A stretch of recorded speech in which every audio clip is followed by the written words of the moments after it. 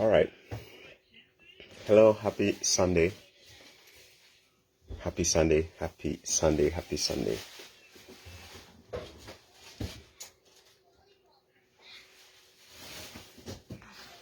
For lovers of real estate, I'm coming your way with a video on real estate. So if you love real estate, this will be something that will interest you. Thanks for tuning in. If today is your first time tuning in, please let us know in the comment section where you're watching from. If you are in the real estate industry and you own a property or you're planning to buy a property, this video can be of great interest to you. Thanks for watching. Let me know where you're watching from so I can acknowledge you in the comment section. This is Choco Millionaire. I live in Canada and I share information on what is working for me, hoping that it can also help somebody. If you also know something, you can also share it in the comment section so we can educate ourselves and help ourselves better. Victor Tor, how are you doing? Victor Tor is in the comment section. You are the first to comment. Thank you for commenting. Kwame Entry, happy Sunday. Happy Sunday to you. Kwame Entry, how are you doing? You're watching from South Korea. Wow. Kwame Entry, all the way from Seoul, in South Korea. Thanks for watching. Yeah. Queen Lizzie Seals, good evening from Lagos. Thanks for watching all the way from Lagos, Queen Lizzie, all the way from Lagos.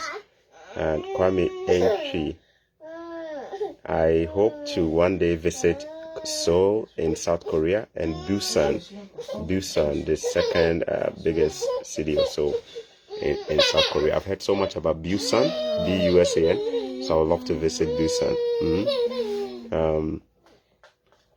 Who else is there? From London to the world. I like that name. Oh, well done, boss. From London to the world. Temple Michael Ezimoha. Happy Sunday, bro. Nice to see you, Temple. How are you doing? I hope you're getting some free time this weekend, Temple. All right. Let's talk about real estate. Did I see Akajame Sunday? I think I saw someone like him. Akajame, if you're watching all the way from Bali, thanks for tuning in as well. Pico Farad from Takwa, Ghana. Etisain Ike Jr. watching from Imo State in Nigeria. Kevin Honeywell is watching from South Africa. Thanks for tuning in. So today I want us to talk about real estate. Okay. I have mentioned that in the developed world, many people buy properties using mortgage, which is a loan from the bank, right? So we take a loan from the bank and then we use that to buy a property. So I have never bought a property 100% with my money. I have always used a mortgage to buy a property. And it is actually the case that a lot of people in developed countries use mortgages or loans from the bank to buy their properties. Now, the mortgage industry is not something that is so popular in Africa. It is only accessible by the elite, those who make a lot of money. So this is not something that the ordinary person in Africa is so familiar with. It is also very hard to get a mortgage in Africa. But in the developed world, it's pretty easy. All you need is a full-time job. And all you need is just to show proof that you have a good credit score. A credit score is a measure. Joanna, Daddy is on a video, so please don't shout, okay? A credit score is a measure of your credit worthiness. A credit score is a measure of your credit worthiness. If you want to get a mortgage in the developed world, they will check your credit score to make sure that you are in good standing and you are credit worthy and you will not default on the payment of the loan. Most mortgages have an amortization. Now, what is amortization? Amortization is the total number of years you have to pay off the entire mortgage. The total number of years you have to pay off the entire mortgage is called the amortization. If you buy a house for about 200,000, the bank that gives you the loan will determine how long you have to pay off the entire loan. Now, in the developed world, most mortgages have an amortization of 25 years or 30 years, meaning that you have about 30 years to pay off your mortgage, or you have about 25 years to pay off that debt, right? And they spread it on monthly basis for you to pay. Some people even pay it bi-weekly. You choose how you want to pay it, but the most common mode of payment is a monthly premium, where you pay on monthly basis for 25 years, or you pay on monthly basis for 30 years. So that is what it is. If you have a mortgage, it's very, very likely you have a 25 or a 30-year amortization, okay? Meaning that is how long you have to pay off the loan. All right. There's a notion out there that the faster you pay off the mortgage, the better it is. In fact, it is not just a notion, it is what a lot of people do. I remember when we bought our first property, I had watched a couple of videos on YouTube by some people who have bought houses before or their first properties, and these people were vlogging and doing their own videos. And I came across videos where some couples, like a black couple, or any other couple who does video on YouTube on real estate, were so excited, saying, "Oh my God, I paid off my mortgage in 5 years. I paid off my mortgage in 7 years." Have you ever seen a video like that, where people are like super excited? They paid off their mortgage in 5 years, in 6 years, in 7 years. Basically, they knocked it down so fast, right? So I don't know whether you guys are following the drill. My little girl is in the background. She's also doing her talking. Now, basically what I'm saying is this. Most of these videos are saying that even though they were supposed to take 25 years or 30 years to pay off the $200,000, $300,000, $150,000 mortgage, whatever the amount is, they did not want to go the 25 years. They didn't want to be paying it for an entire period of 25 years or 30 years. So majority of them paid off their mortgages. These people are saying basically they did a magic. They did some magic. They tripled their payment. They doubled their payment. They put their salary towards their payment, and they were able to pay it off in 5 years, in 6 years, in 7 years. I watched a video like that when we bought our first house in 2018. So me and my wife sat down, and I told my wife, "Honey, I don't think I want to go 25 or 30 years carrying a mortgage. I want to pay it off early. I want us to pay it off early. So how about we write down?" So I remember, like, wrote it down in my diary that I want to pay off my mortgage in 3 years. Yes, you heard me right. Even though my mortgage was supposed to take me about 30 years to pay on this property which I'm in at this time, I wrote down in my diary that I want to pay it off in 3 years, from 30 years to 3 years. Meaning I want to shave off about 27 years or so of that mortgage and clear it off as soon as possible. So I wrote it down in my diary. And what was my strategy? I was going to throw my salary at the mortgage. Instead of me just doing a monthly payment of about $1,000, $1,200 or whatever, I was going to throw my whole salary and whatever income we're making as a family. Basically, I was going to throw everything at the end of the year, just throw everything towards the mortgage. So if we made $30,000 a year, we're going to throw all the $30,000, as much as basically any part-time, whatever I was doing, I was going to just work hard and throw it at it. In fact, I was willing to even do an overtime and throw the money towards the payment.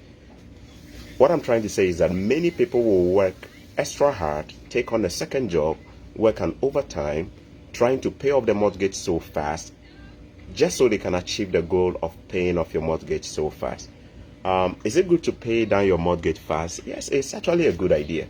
If you pay off your mortgage so fast, what does it mean? It simply means you don't own a bank, you don't have any debt on you, so you are free. You own the house. All you have to do is pay your utilities and your property tax, and you owe no bank, no money. It's a very noble idea, and I think it is something that is nobody should be faulted for paying off a mortgage. To pay off your debt is not something that is bad. So I mean, for those who are doing that at their level of understanding, it's absolutely fine. That was my game plan, and that was how I was going to also go about my payment. So basically, every year we're going to throw about 50, 60,000 towards our mortgage to clear it off. Instead of paying 1,200 or whatever every month for 12 months in a year, we're going to throw an additional 50K towards it or whatever towards it, just so we can be able to knock it off so fast.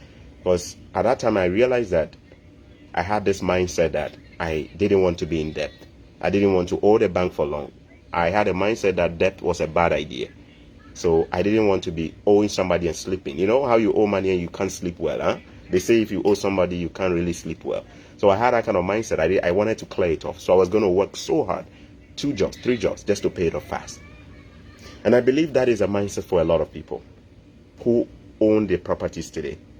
Especially if they carry a mortgage on that, they want to pay it off fast. All right.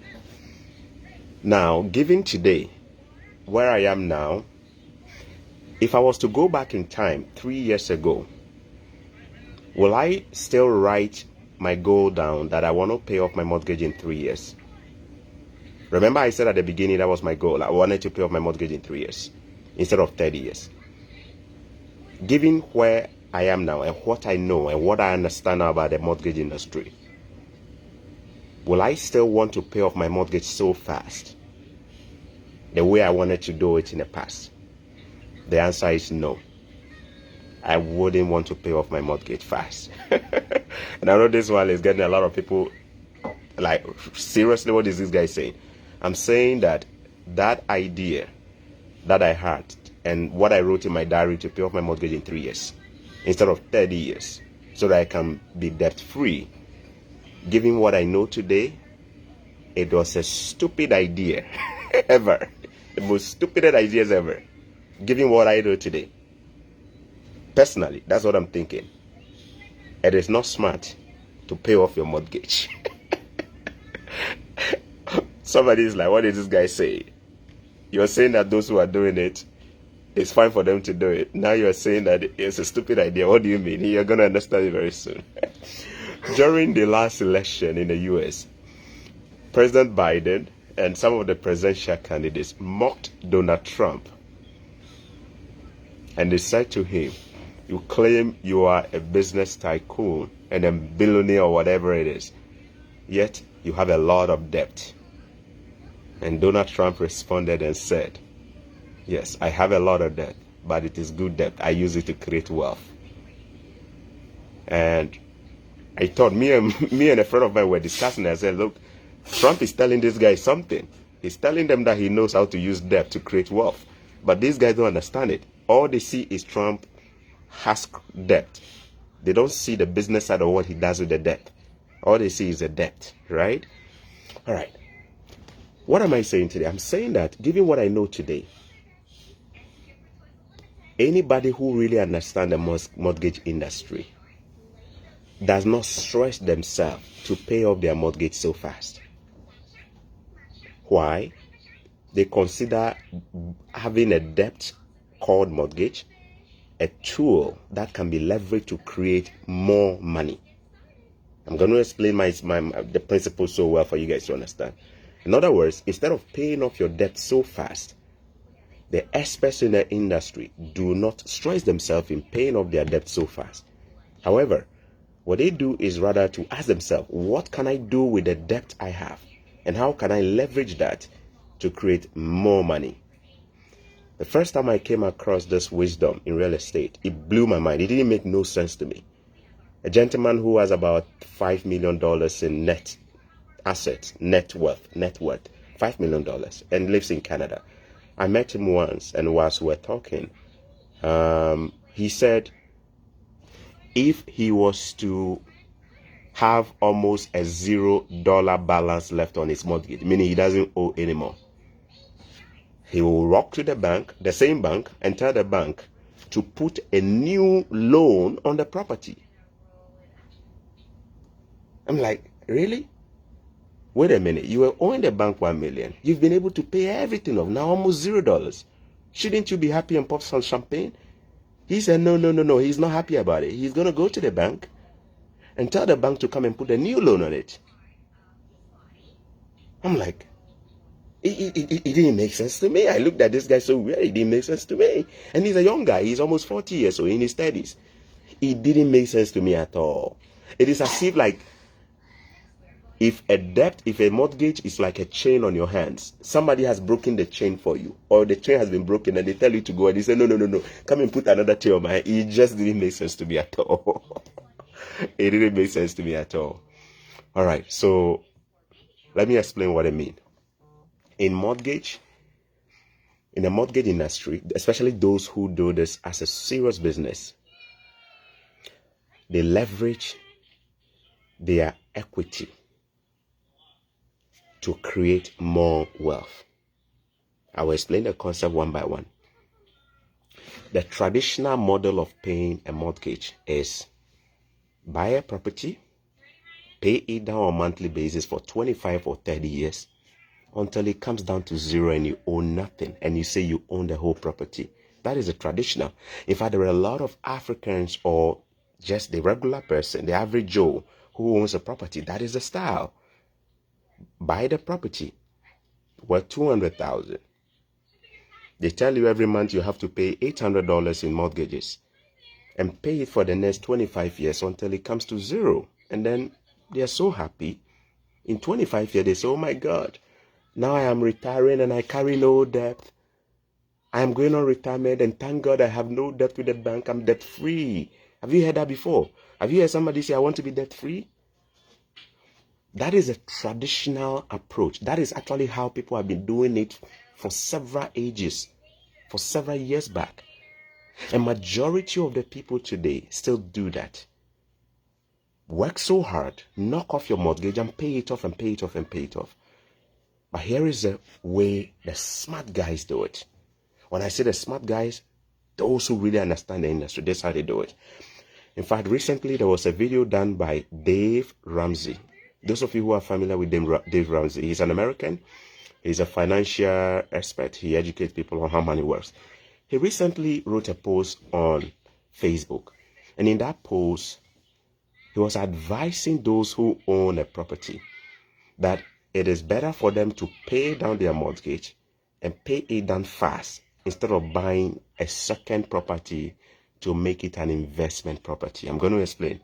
David Ramsey was saying, if you own one property and that is where you and your family live, it is better for you to pay it down and pay it down to zero and be debt free than for you to hold on to that property and try and buy a second property to make it an investment property which will be rented for money. So basically, he is against the idea of you going to buy another property to generate money for you. He rather wants you to focus your energy on clearing the debt you have on your first property. When I read that post, I thought it was not correct, given what I know. With all due respect to Dave Ramsey, I wrote under that post and I told him his advice is not in sync with the modern time. It might work for him, but that is not how the experts do it. With all due respect, I wrote under that post and I told him what I think is the modern way of doing it based on what is proven in the industry. So here is how it works. When my marker board, is it here? Let me see if I can get my marker board to make some demonstration.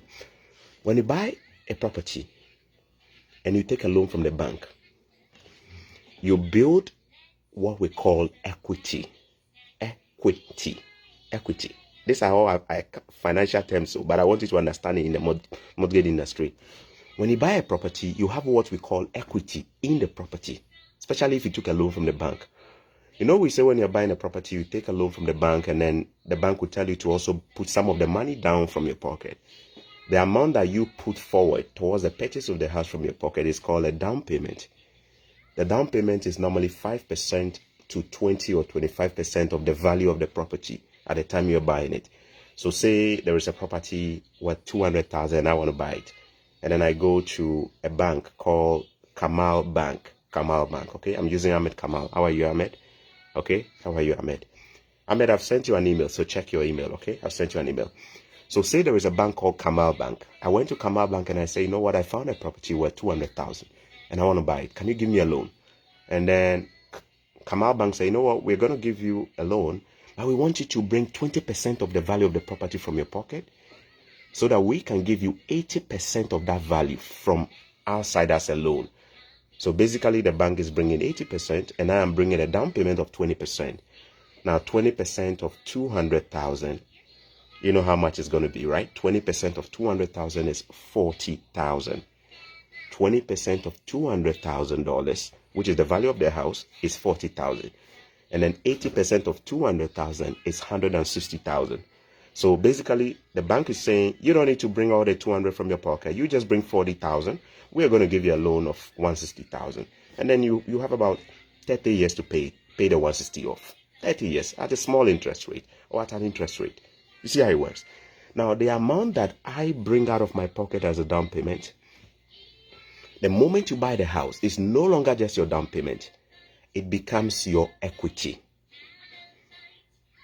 It becomes your equity. What is equity? Equity is your portion of money in the property. I'm going to say this again. Equity is your portion of money inside the property you bought. So even though the house is worth 200, I don't own all of it, even though the document show is in my name.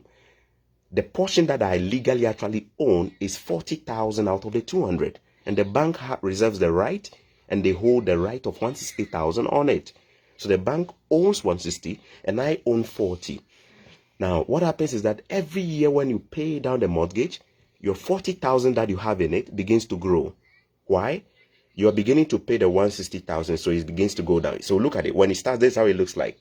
Your 40,000 is here, and then the bank's 160 is here. Then you have 30 years to pay the 160 off, right? So every month as you pay it off, the 160 keeps going down like this, and your 40,000 goes up. The 160 goes down, and your 40,000 goes up. The more you are paying it on a monthly basis, the 160 comes down, and your 40,000 is going up. Your 160 comes down. By the time 15 years would have passed, your 150 is your 40,000 is going up, and the amount you owe the bank is coming down, and your portion is going up like this, and it will keep going up and going up until the 30 years is over, and you owe nothing. The amount of your money you have in it is called equity, which is your down payment. And then as you are paying down the mortgage, a monthly mortgage payment, your principal amount that you owe the bank, which is the 160, begins to go down. And then your 40,000 begins to grow. Why does it grow? Because you are paying down the mortgage. So your equity begins to go up. I have just explained two different ways of knowing equity. One is your down payment, which is your direct equity. Number two is the principal pay down. As you're paying it down on a monthly basis, your equity begins to grow up until it gets to a point you become the 100% owner of the house, and then the bank has no business with you anymore. That is the second way of building equity. Paying it down on a monthly basis, your equity goes up. So you see, the traditional way I said is when people pay down their mortgage until they owe nothing. Basically, they are trying to increase their down payment to almost the level of money they owe the bank, so that everything they owe the bank is gone, and then they say they own 100% of the whole house. So they can say, okay, the house I bought for 200,000, now that is actually my own money. I don't owe nobody anymore. Basically, your portion of stake or ownership in the property is called equity. Guys, I just explained the two most common ways of building equity in a property. One is your initial payment or money down called down payment. Secondly, you paying your monthly premiums or your monthly mortgage payment increases your equity or your down payment value. That's the second way. But there are two new ways of doing this, guys, and I want you to listen to this very, very well. There are two new ways of increasing the equity you have in a property.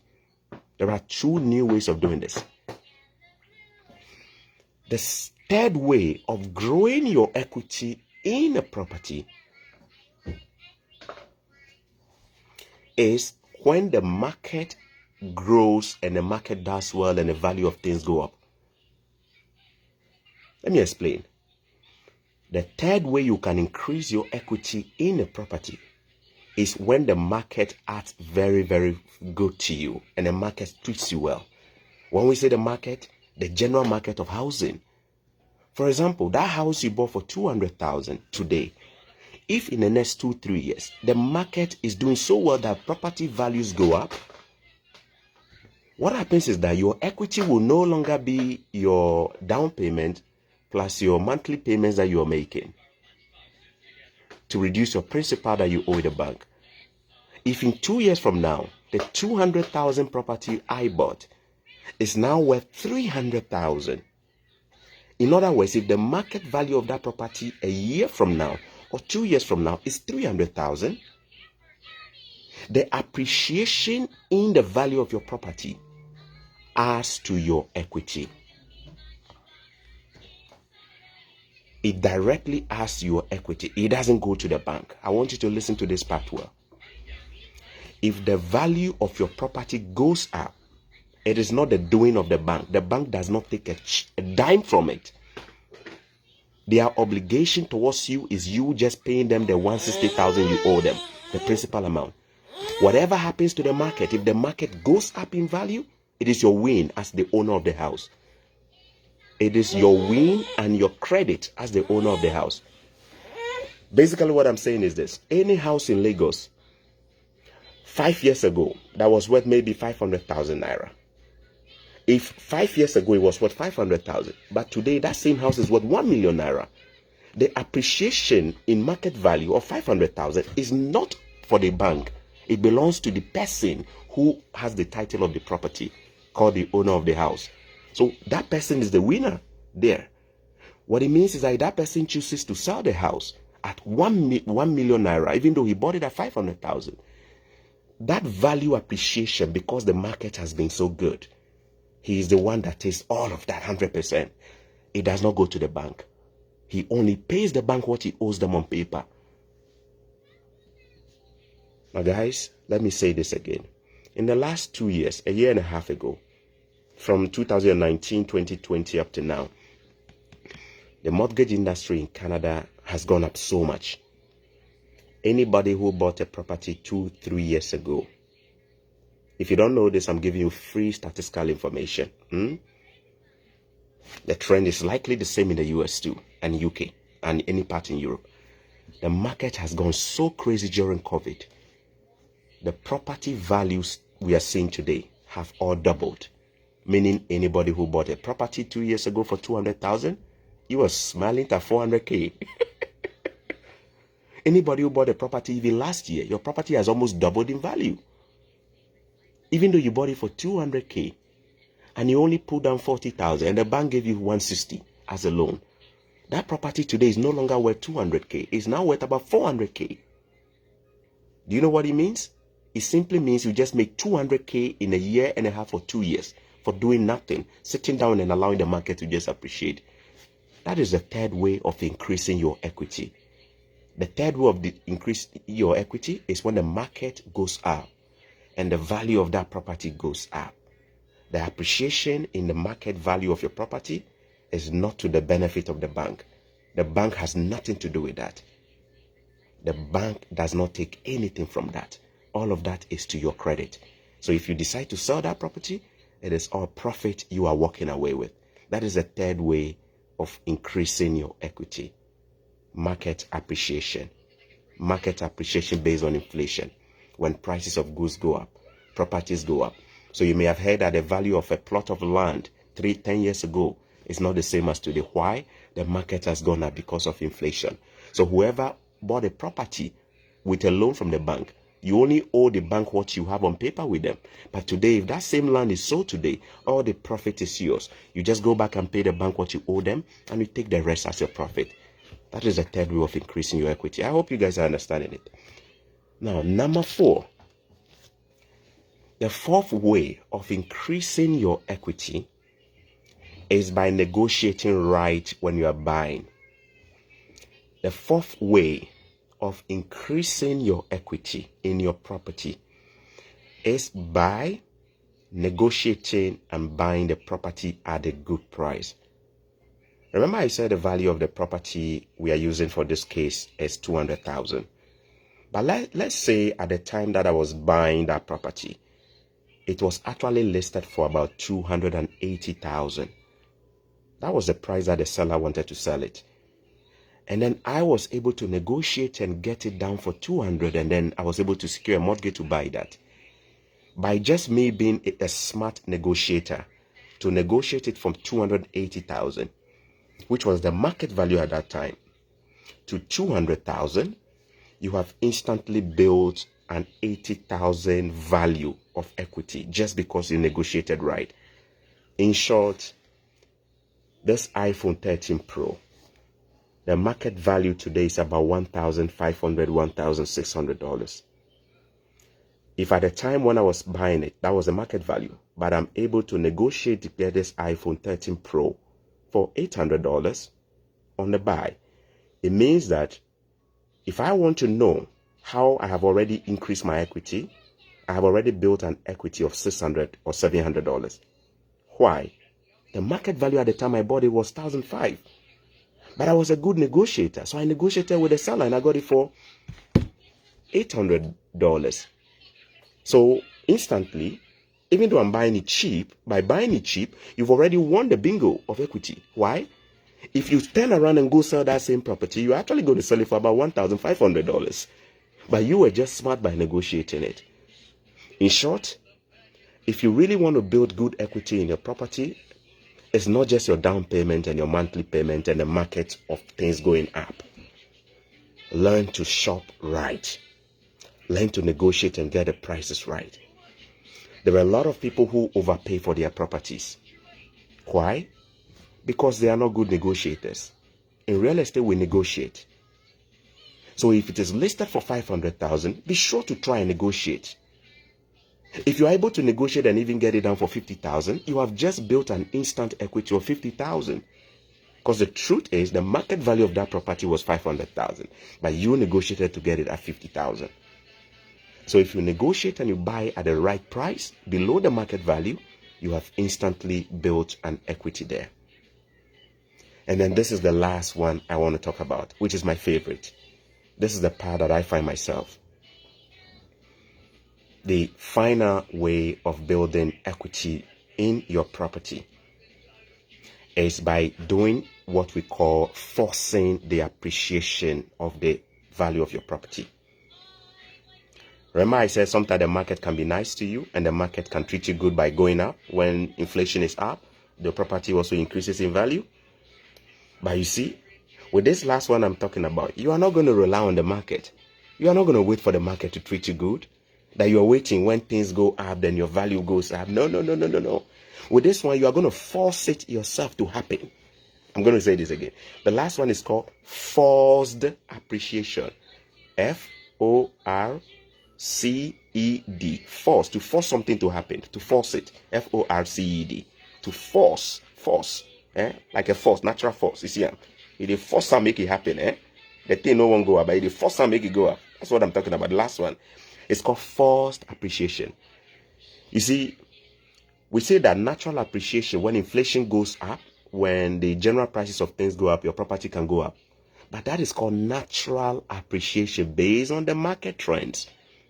I'm talking about the last one called forced appreciation. What is forced appreciation? It is when the owner of the property understands the market so well that he does some kind of work to the property to make the value of the property jack up.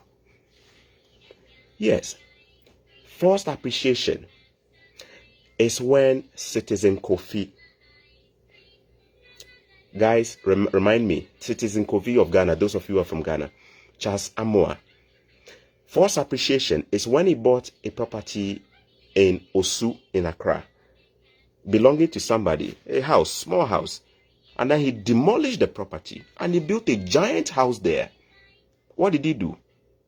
That same piece of land that was worth small at the time he bought it, when he took it, he turned and forced the value of that one plot or whatever it was to go up by building a tall building on it, which was worth more. You see, what he did there was not to rely on the market to go up for his property to go up. He forced the property to go up by changing the use of the property, by optimizing the use of the property. In real estate, forced appreciation is the fastest way to build equity. Forced appreciation is when you add value to the property significantly. Forced appreciation can be when you buy an old property cheap, and then you do a small renovation on it on a small budget. And then by the time you finish, the value goes up just because you've renovated it. We call that forced appreciation. In the developed world, there is a way of measuring the value of a property based on what it has at the time, based on the looks of the property, and based on the condition of the property. So you see, in real estate, those of us who understand this concept well, we like to buy ugly properties. We like to buy properties below the market value, so that we can ask the question, how do we force the value to go up? What is it about this property that we can do to force the value to go up? You know why we want to do that? Because when we really add value to the property in the condition it was in, if we change the look of it by making it better, the experts called appraisal officers, write this name down, appraisal officers in real estate, they are the experts who determine the market value of a property. They have a way, they are trained, they are certificated, they are licensed in determining the value of properties. These people, they will come around, and when they come around, they will come and assess the value of the property based on the work you've done on it. Let me give you an example. When I bought this property, I bought it for $281,000. It was just a 3-bedroom upstairs. The basement was just a desert. Nothing was here. There was nothing. We used to just come down here to come and wash our clothes. This place was just a bare land. But because I began understanding the concept of forced appreciation, that I don't have to wait for the market to go up, what did I do? I decided to ask the question, what can I do to add value to this property? How can I upgrade the property in value? So what did we do? We got a contractor. We put in 2 bedrooms in the basement that was desert. We put in a kitchen. We put in a bathroom. All of a sudden, this basement now, if I was to rent it, was going to fetch over $1,300, $1,500 a month. Now, when I finished that work, I spent very, very little money. I spent very, very small, like little money to do the renovation. I did not even know how. It was my first time doing it. I didn't even know how it worked so well. But when I finished, I told the bank I have renovated the property. They sent an appraisal officer. And when they came, they said, young man, based on the value you added to this old lady here, you've made the lady look so nice. You've spec'd the lady up. Now the lady is informed, looking good. Everything there. You have added value. Now that lady is worth more. You see, we want to upgrade the value of the property from 281 to 300 and something thousand. I say, just like that? You want to upgrade the value? He say, yes. I say, so what next? And they say, well, here is the good news. Do you know when the property goes up in value and your appreciation level goes up, the property goes up in value? Do you know there is another magical reason there? You can actually assess the equity, the value that it goes up. You can assess it in cash. I want you to listen to this wisdom here. You buy a property for $200,000, but the property needs some work, renovation, something like that to make it come back to value, to get form back. If I spend $50,000 renovating that property, or $20,000 or $30,000 renovating that property to make it look nice and come to the market value of where its colleagues and peers are, maybe he's the one that is ugly among the peers in the neighborhood. If I'm able to do the renovation, what do you want? No crying, okay? Okay? All right. If I'm able to do some work on it, and I spend $50,000 to renovate that $200,000, and the appraiser officer comes to say, you know what, young man, even though you bought this for $200,000, the evidence shows that you have significantly improved the look. You changed the kitchen cabinet because it was older. The flooring was bad. You replaced the flooring. The bathroom was leaking. You changed the bathroom. The color of the house was bad. You changed it. The front was overgrown with weeds. You have weeded the place and made it nicer. Now the property is looking more appealing. And based on the way it looks now, its peers are worth $350,000. Listen carefully. I'm saying the peers, meaning the colleagues of this same property that are similar in the neighborhood, that are looking more nicer. Because I did the renovation, the value has gone up to 350,000. Do you know what I've just done? I have just used 50,000 to renovate that lady, to turn her into a property worth 350,000 all of a sudden within just 2-3 months. What I have done is that I did not rely on the market appreciation to happen by natural means, by inflation, when this market does well. I did not rely on just me paying down my mortgage and seeing my monthly payments reduce my loan to the bank to increase my equity. What I did was to force the value up by doing renovation. Basically, when you do what we call value addition to a property, the value goes up. And there is a way the experts can come and check that. So guys, this last one is what I do in my real estate. I target properties. I pick properties that are below the market value, and they have potential for value addition. And then what do? I put the funds together to renovate them. Now, before I buy the property, I try to negotiate and get them cheap, meaning I'm already winning at the buy. And then I spend just a little bit of money to renovate it. And when I finish, what happens to the property? It goes up in value. Let me give you the most recent one that Joanna, Daddy is busy. Can you go to mommy? Please, go to mommy, okay? Please, go to mommy, okay? All right, okay, it's okay. Go to mommy. Please go to mommy, okay? Daddy is busy, okay? 1 second.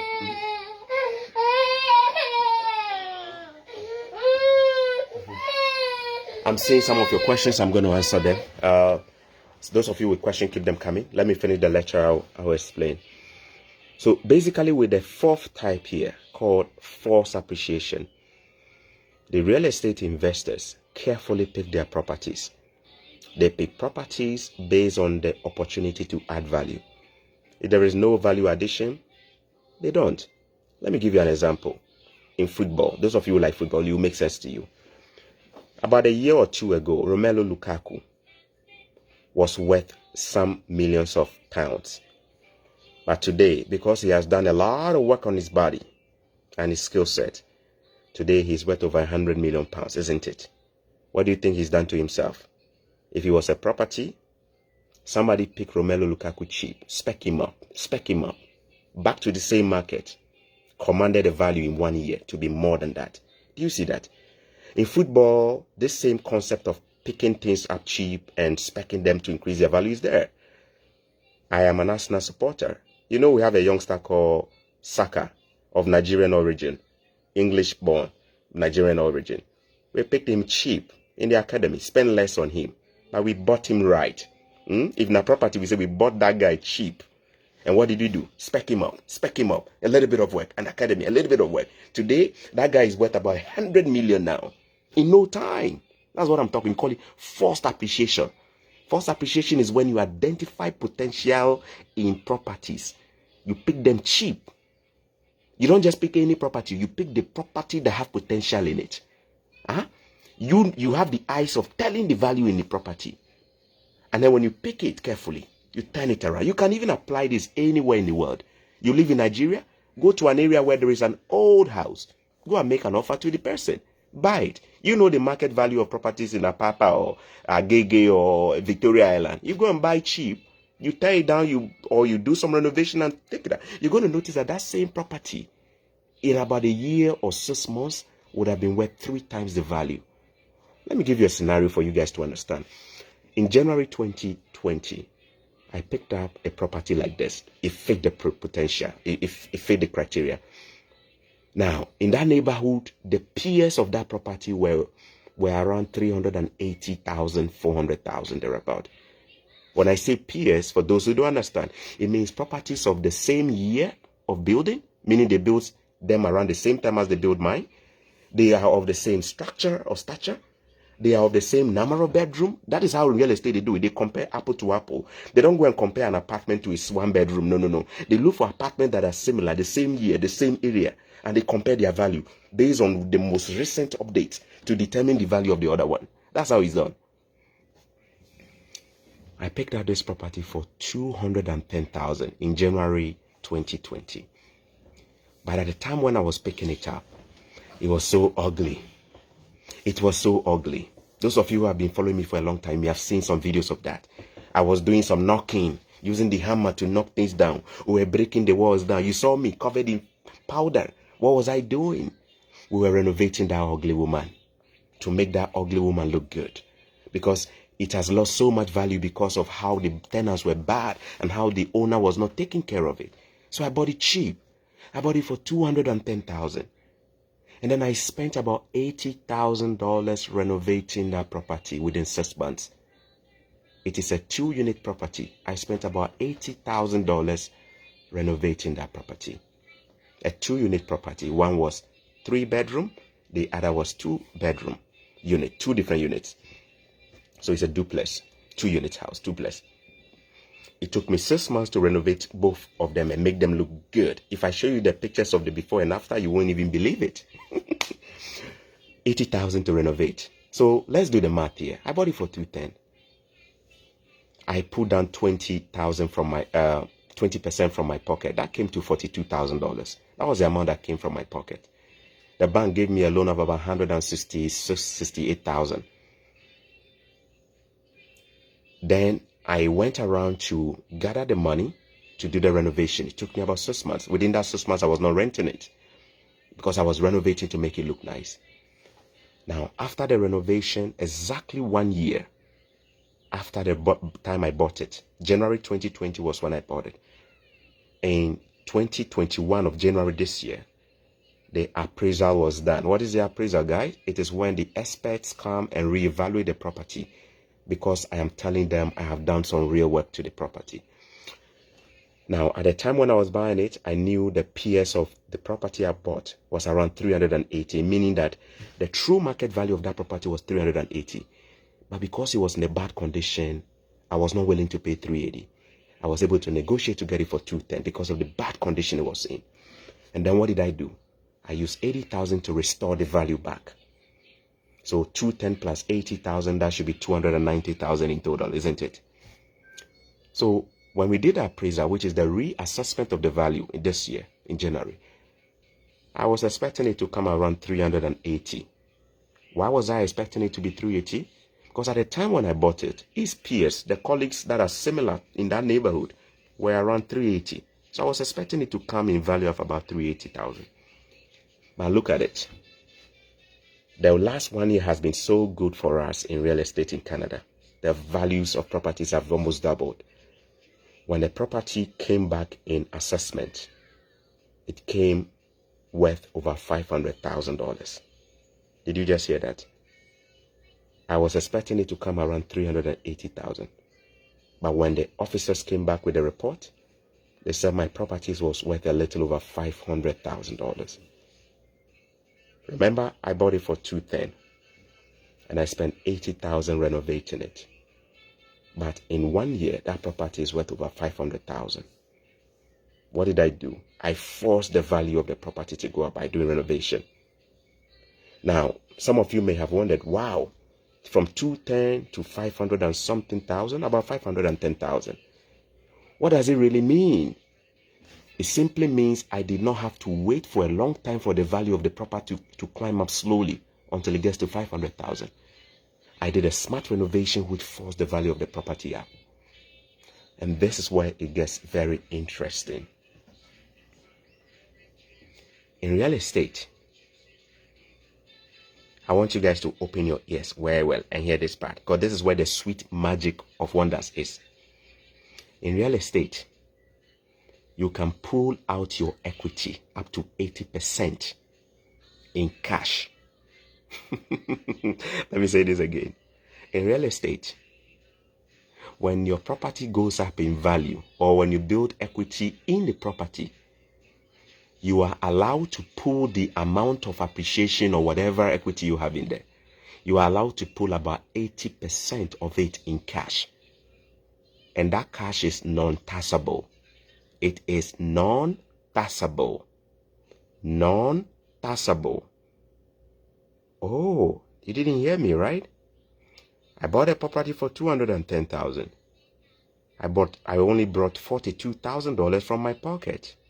The bank gave me a loan of about $166,000 to buy that property. Then I went around to organize money of about $80,000 to renovate it. In 1 year, the property was worth over $500,000. Now, if I did not know what I knew today, I would have sat down and sat down and sat down, hoping to pay down my mortgage until I owe nothing. But because I understand the principles of real estate now, I forced the value of the property up by renovating it and bringing it up to value, market value. The value is now $510,000. And as of January, and I did not just sit back and say I have renovated it, so I'm just renting it to collect rent. Because I understand how equity works, I went back to the bank and I told the bank, I want to pull the appreciation that I created with my sweat. I want to pull it out, please. Give it to me. And I knew I could pull about 80% of it back. So what did the bank do? You owe us just 166. But our property is now worth 510,000. You have a lot of deduct too. When you deduct it too, you're going to know what we mean there. That's a lot of money sitting in there that I created by my work. And the truth is, in real estate, I am allowed to pull it out in cash. Non-taxable, tax-free cash. Tax-free cash. Without having to sell the property, I can pull the equity out. Without having to sell that property. I don't even have to sell it. Yet I can go to the bank and pull it out in cash without being taxed $1. Oh, wow. So what did I do? Told the bank, I want that money back. Give me all the value I have created within 1 year. Give it to me. They did the math and they told me I have about $240,000 of equity sitting in there if they do the 80% equity. Remember I said they cannot allow you to pull all of it, right? There is a reason why they don't allow you to pull all of it. They will let you leave about 20% in to show that you still have 20% inside the property. Remember, if they allow you to pull everything, it means that you have 0% inside, and the bank is the only person who carries the debt, right? But they want you to still own a portion of it. So they will allow you to leave about 20% of the equity inside, and then they will give you about 80% while you leave 20% in. So the 80% that I could pull came to about 240,000. Guys, in January this year, I pulled that money out. In fact, they asked me, how do you want it? Cash? How do you want it? And I told them, just write me a check first. So they wrote me a fat check. The biggest check I have ever received in my whole life.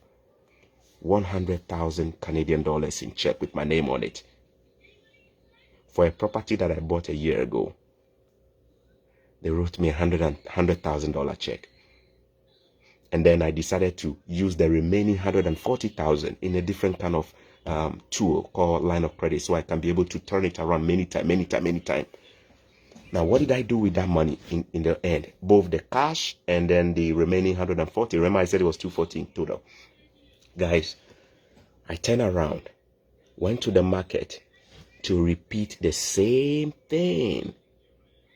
What do I mean by repeating the same thing? I went around looking for properties that are undervalued, that need a bit of work, that look distressed, that look stressed, begging for a fix. And I don't just pick just any property. I pick properties carefully in good locations where the market is doing good. And they are the only ones in the area that is looking ugly. I go and pick those ones. I don't go to an area where the whole place is run down like drug dealers. No. I go to areas that have potential. I target those areas and I look and I keep looking and I keep searching until I find that ugly property again to buy. So guys, when I pulled out that 240K equity from the property without having to sell it, I am still the owner of that property that gave me the 240K after I spent just 80K on it. I turn around and I use that 240K to buy 2 new properties. I bought 2 new properties. One of them is a triplex, a 3-unit apartment. I bought a 3-unit apartment and I bought another bungalow worth almost 500,000 with it. And what did I do? I did the same thing again. I put 20% of the value of the property down from the 240K that I made. The bank gave me another loan of 80% on the new property that I bought.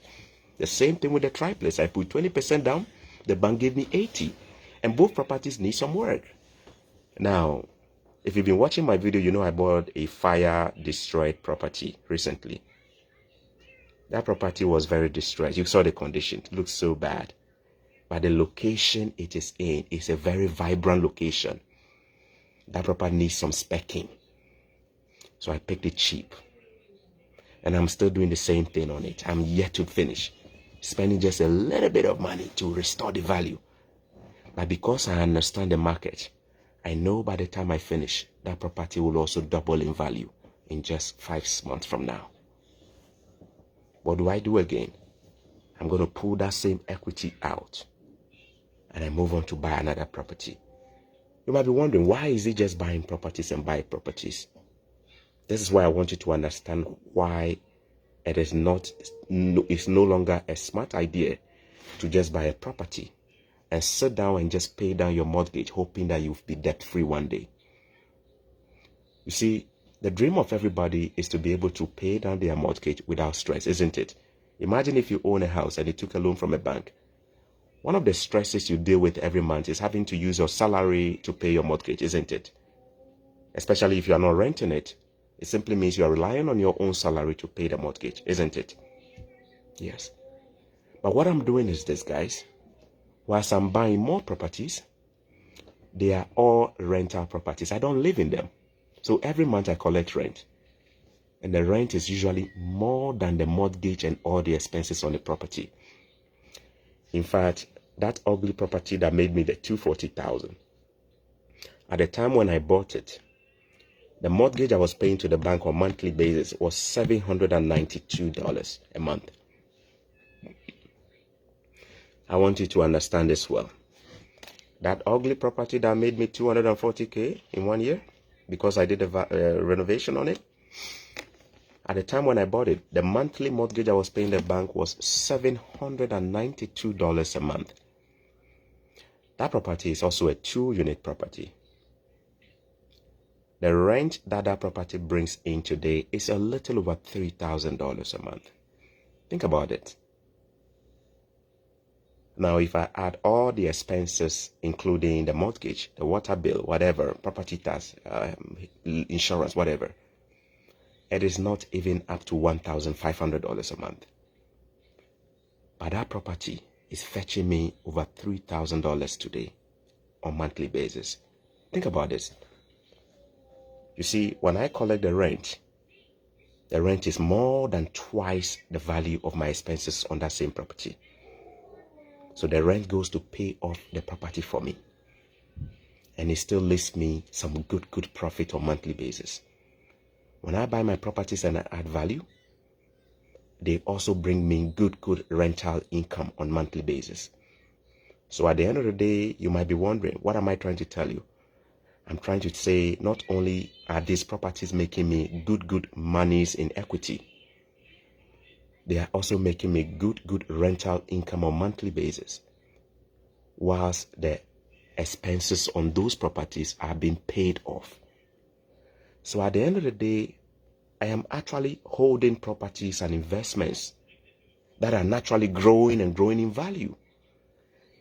Properties that are actually giving me more money to buy more properties in equity. But at the end of the day, they are also bringing me monthly income in revenue, to the point that I'm able to sleep without having to worry about bills and payments to banks. My properties pay for themselves. They pay the mortgages themselves through rental income. They pay the property tax themselves. They pay the water bills themselves. They pay the electricity bills themselves. They pay the insurance on the property themselves.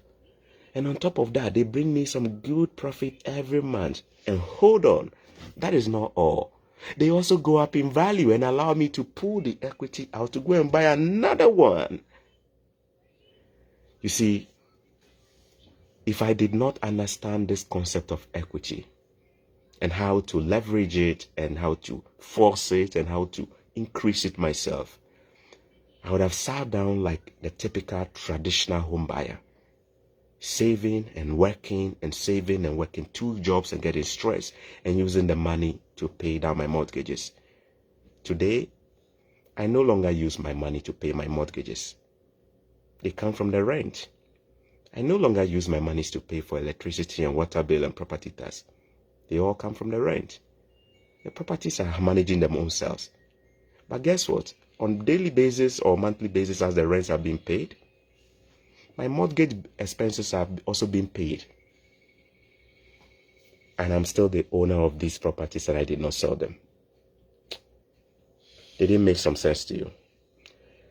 All right. Sir, but when you keep buying with the equity, will you use your profits? And are you saying the renters will have to pay off the mortgage in the long run before you owe them? Okay, I'm struggling to understand this, but let me see. What if there are tenants in the property already and the value appreciates? Does it affect the rent? Very good. So I've been very lucky. My properties that I buy, I normally get them vacant. Mildred, if you can come clear on your question again, it's a bit messed up, so I can't understand it better, but I'll come back. I'll try and make sense of it. Let me pick Temple's question. When I buy my property, I've been lucky to get them vacant. When we say a vacant, it means at the time when I buy them, there are no tenants in them. I've been very fortunate in that area. So I buy them empty. If you've watched any of my videos, you notice there is no tenant living in my properties. I am lucky. So what it means is that when I finish renovating them, I set the rent myself. I set a new rent. If I was to buy them and there were tenants already in it, I cannot increase the rent just like that. I have to charge them almost the same rent they were paying before I bought it. And I became their new landlord. Now, the question again is, if the tenants are living in the property, does it affect the value of the property? The tenants have nothing to do with the value of the property. So long as I can show proof to the bank that I have done some renovation on the property, the bank is only interested in valuing the property based on its market value. Of course, the amount of rent the property generates can also determine the market value of a property. But I've been very lucky. All my properties have been vacant with no tenants. And when I finish renovating them, that is when I put tenants in them. You see, I don't know whether that answers your question. At the time when I bought the property, I just used as an example, the 2 units. Unit 1 was renting for $800. Unit 2 was renting for $1,200. So the 2 units were bringing $2,000 at the time when I bought it. But by the time I bought it and then I got the tenants out, they were out, so the house was empty. When I finished doing the renovation, the rent, which was the first unit, which was renting for $800, is now went about $1,300. The second one, which was renting for $1,200, is now worth about $1,800 now. Why has the rent gone up?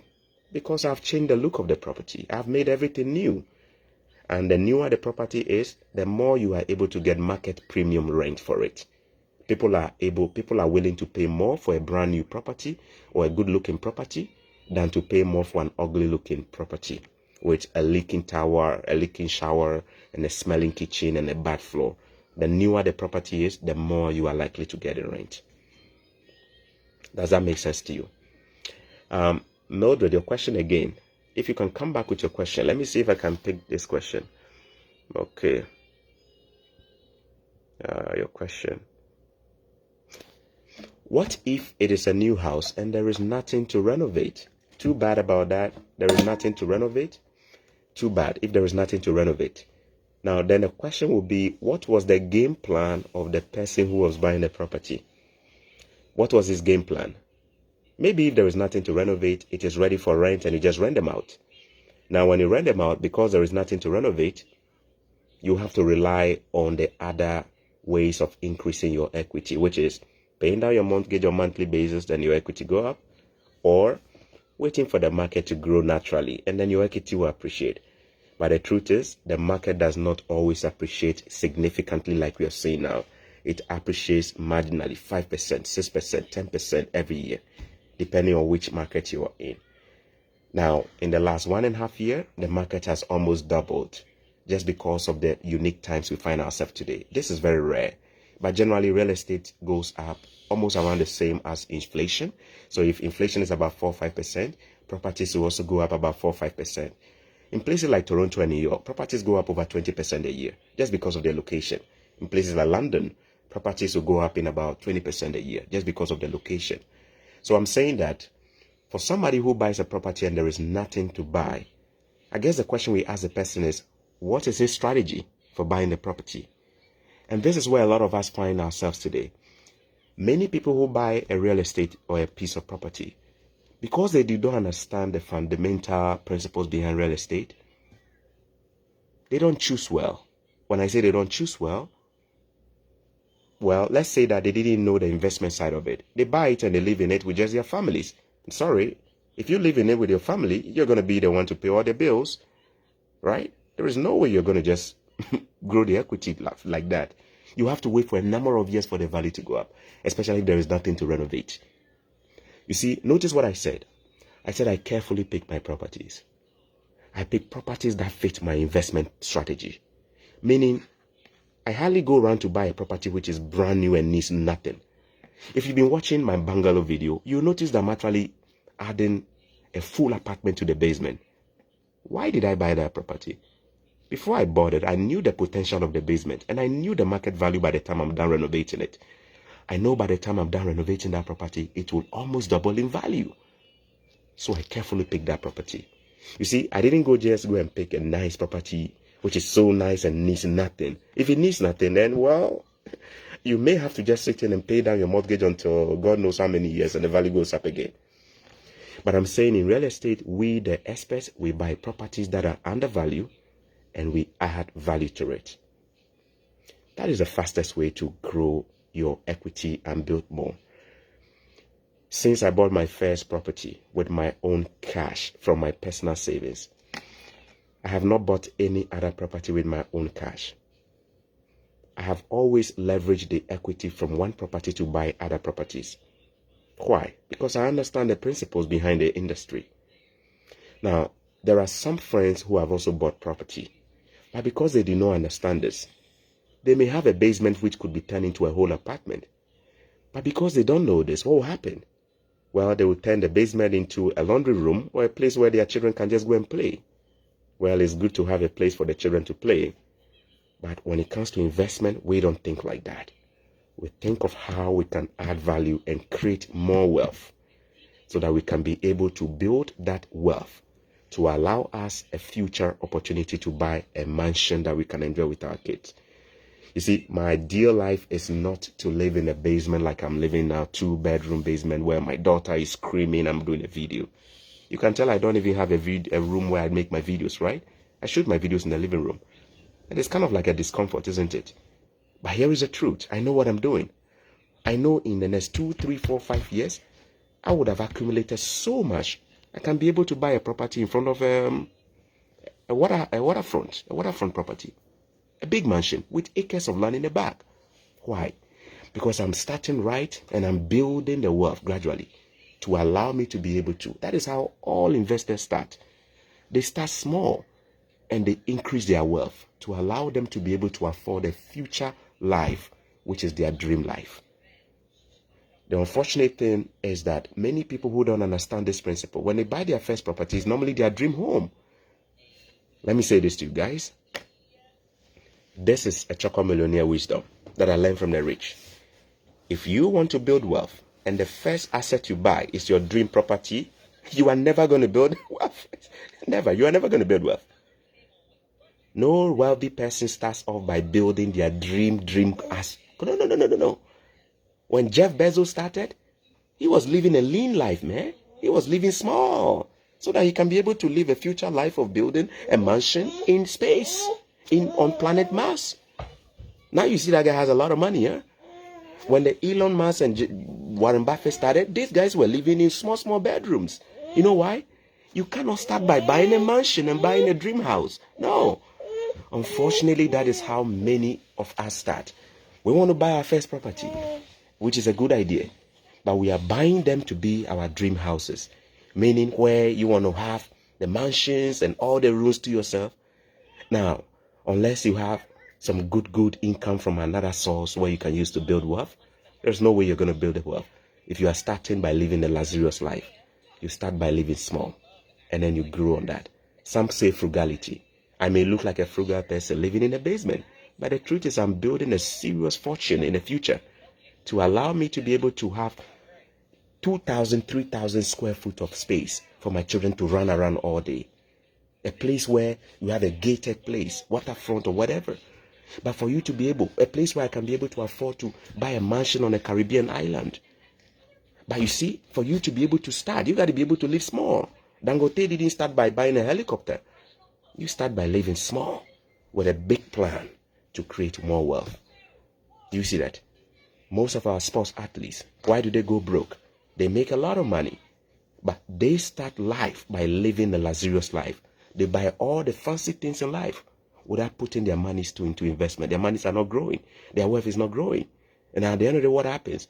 After putting comfort first and luxury first and a big life, alpha life first, what happens in the future? They pay the price for it. Every wealthy person who understands how money works does not start living a fancy life at the beginning. They don't live a flamboyant life, having a G-Wagon and a Range Rover at the beginning. No. They start small. They need a 2-bedroom for their family. They are good. And they will keep building their wealth and keep building their wealth until they are able to build to the point where they can afford a big mansion, and then they move into that one. All right. Chaka, do I need a certification to be able to do these types of investment? No, I did not need a certification at all. All I needed at that time was savings. I had savings. I saved up about $60,000, close to $70,000. And I used about $57,000 out of that to make my down payment. So I had about $57,000, which was 20% of the down payment of $281,000. The property was $281,000. I did a 20% down payment. If you use your calculator to calculate it, you will notice that 20% of $281,000 is about $57,800 or so. So that was all I needed to buy my first house. And that was the only time I have had to save money to buy a house. But I've continued to buy houses without using my own money. What kind of money did I use then?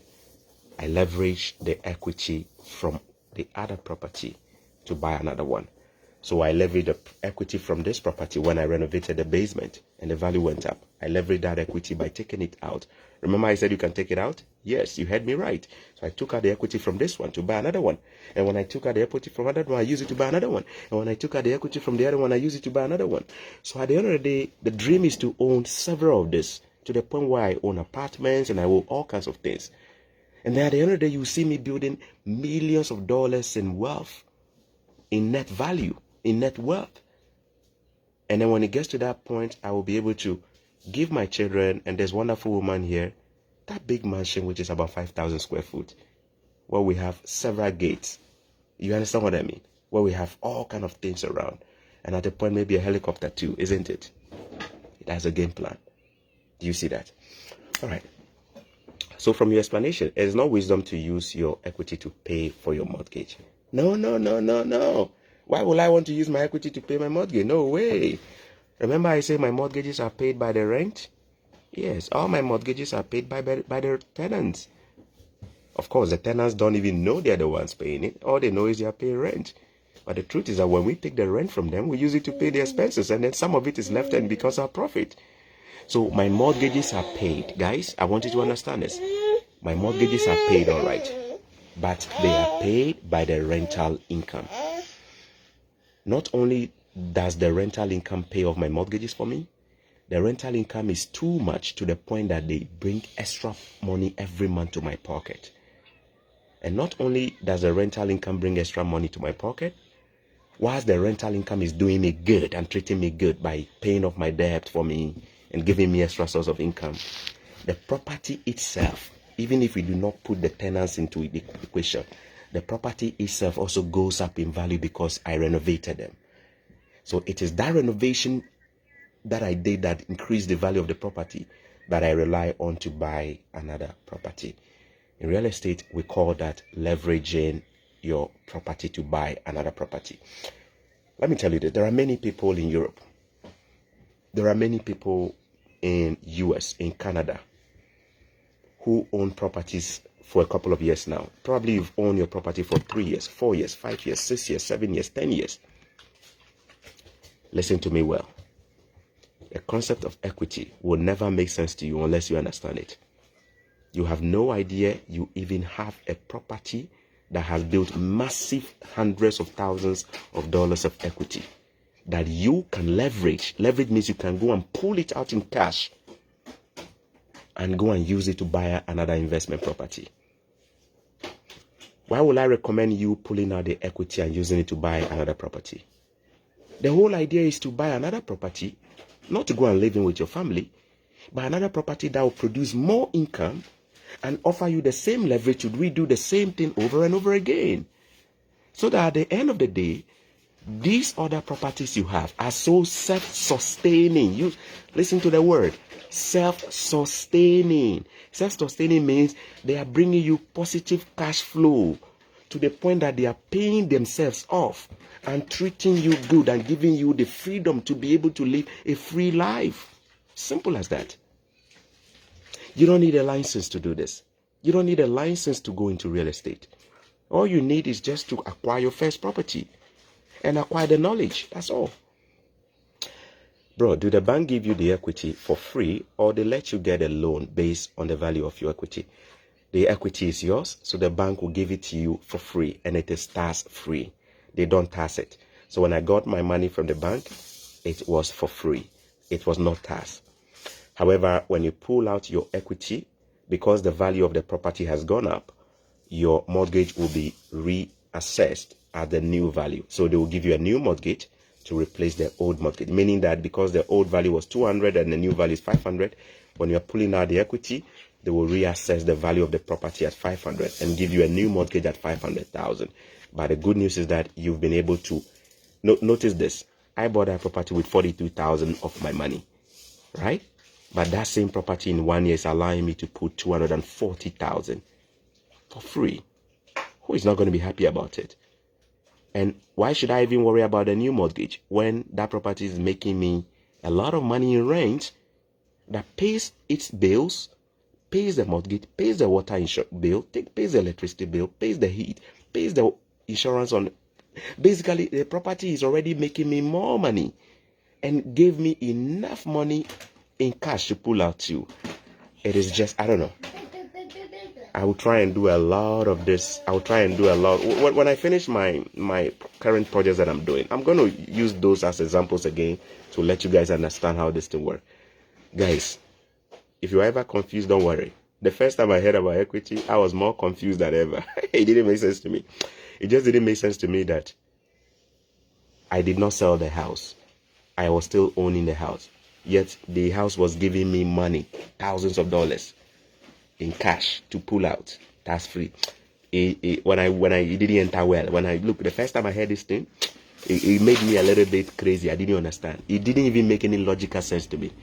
But I took my time to understand it over and over again. And at the end of the day, what happened? It made more sense to me when I did the first one. When the first check hit my account, the first check I got was 42,000. When that money hit my account, I remember the feeling. Now the second check was the 240,000 one that I said I got 100K out. It gave me sleepless night for 3 days. Guys, this January, when I got 100K, I had sleepless night for about 3 days. I told my wife I had insomnia, I couldn't sleep. Because the whole idea that I'm going to be receiving a check of this amount, it gave me insomnia. I couldn't sleep. I had sleepless night. Then I started asking myself, how come nobody is teaching us this thing? How come nobody is teaching this thing? How come this education is not out there? And then wisdom said to me, it is already out there. Those who want to know it, they will know it. Those who seek it, they will find it. Okay. So does a re-evaluated property change the monthly mortgage? Yes, it does. It does.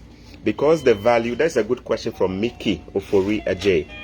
The old mortgage I was paying when I bought it at $200,000 was $792 a month at the value of $200,000. But after the renovation, when the new value came in at $510, and I pulled out the money from it as the equity, $240K, the new value of the mortgage also changed because the value of the property has also gone up.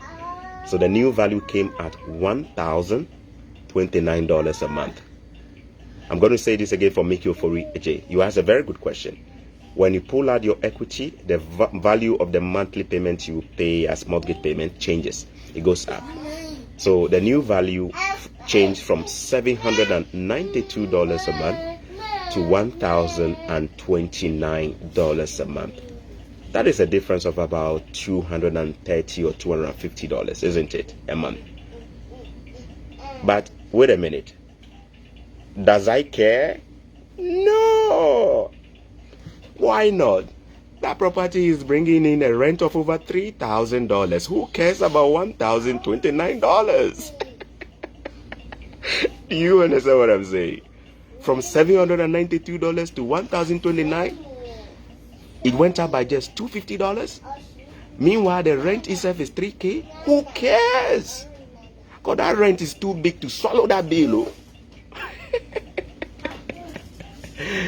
All right, knowledge on platter of gold. J Foray, thank you. Can I use your profit to offset your mortgage after appreciation? Oh yes, you can use your mortgage to offset your. You can use your equity. Sorry, can I use the profit to offset the mortgage after appreciation? Yes. When you take that money out, you can even use it to pay off your mortgage. But dude, I'm saying this. The rich people don't do that. They don't want to go and pay me. I don't do no extra payment though. Why should I go and do extra payment? Tell me. Why should I go and pay off the mortgage fast when I can use that money to go and buy another property to make me more babies? Why should I go and pay it off? You see, here is it. Anybody who wants to pay down their mortgage so fast, they are at a level of poverty mindset called debt is a bad thing. Yes, they think debt is a bad thing, so they want to pay it off so fast and be debt free. Yes, there are two kinds of debt. Good debt and a bad debt. The debt that Chokomelule carries is a good debt that makes him more money. So you see, I am not in a hurry to pay down my mortgage. I'm rather in a hurry to acquire the next one that will make me more babies and more money. I'm going to allow the tenants to pay it down every month by themselves naturally. Let them pay it down whilst I'm busy picking up the next one. That's what I'm doing.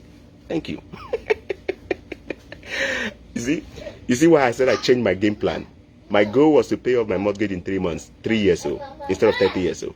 But having understood the things I understand now, say, it just doesn't make sense to pay it off.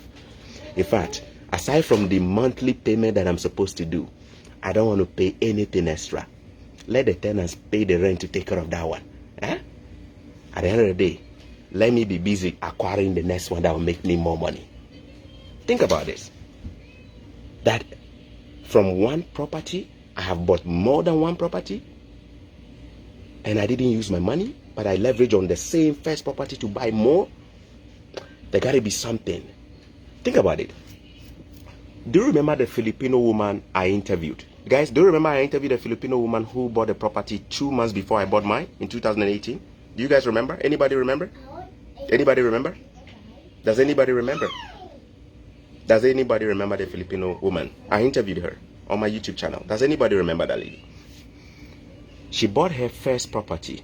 She bought her only property 2 months before I bought mine. I'm not trying to do any comparison for the sake of bragging. I want to use that as a basis to educate you guys, to share information.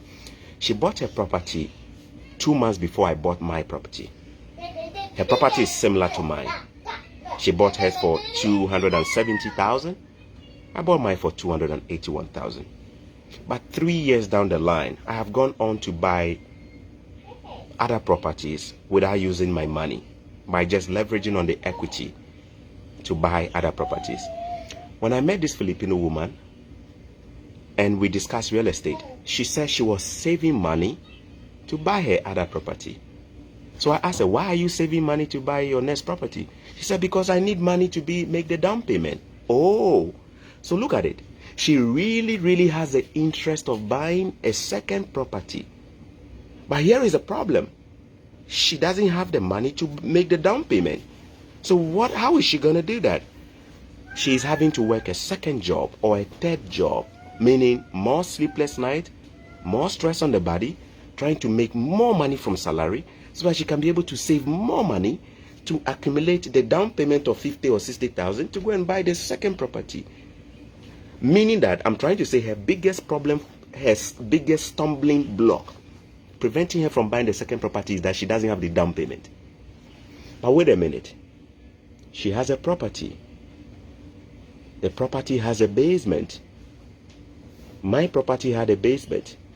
Because I understood the idea or the concept of value addition of a property, I renovated my property and the value went up. She did not renovate her property within the last 3 years. So it's the same. She goes down to the basement to do laundry. She hasn't done anything to it. And so because she doesn't understand it, she could not force the value of the property up, which she could have done to be able to pull out to make the down payment to buy the next one. But because she did not understand it, she did not do that renovation, even though the property has the potential. Instead, she's working so hard, saving money to buy the second property. Did I have to do a second job and a third job, overnight job to buy my second property? No. All I had to do was to hire contractors to do the renovation. And when they finished, what did he do? By doing the renovation, not only was I able to get the down payment to buy one more property without using my salary, I was able to get enough to buy 2 properties without using my own personal money.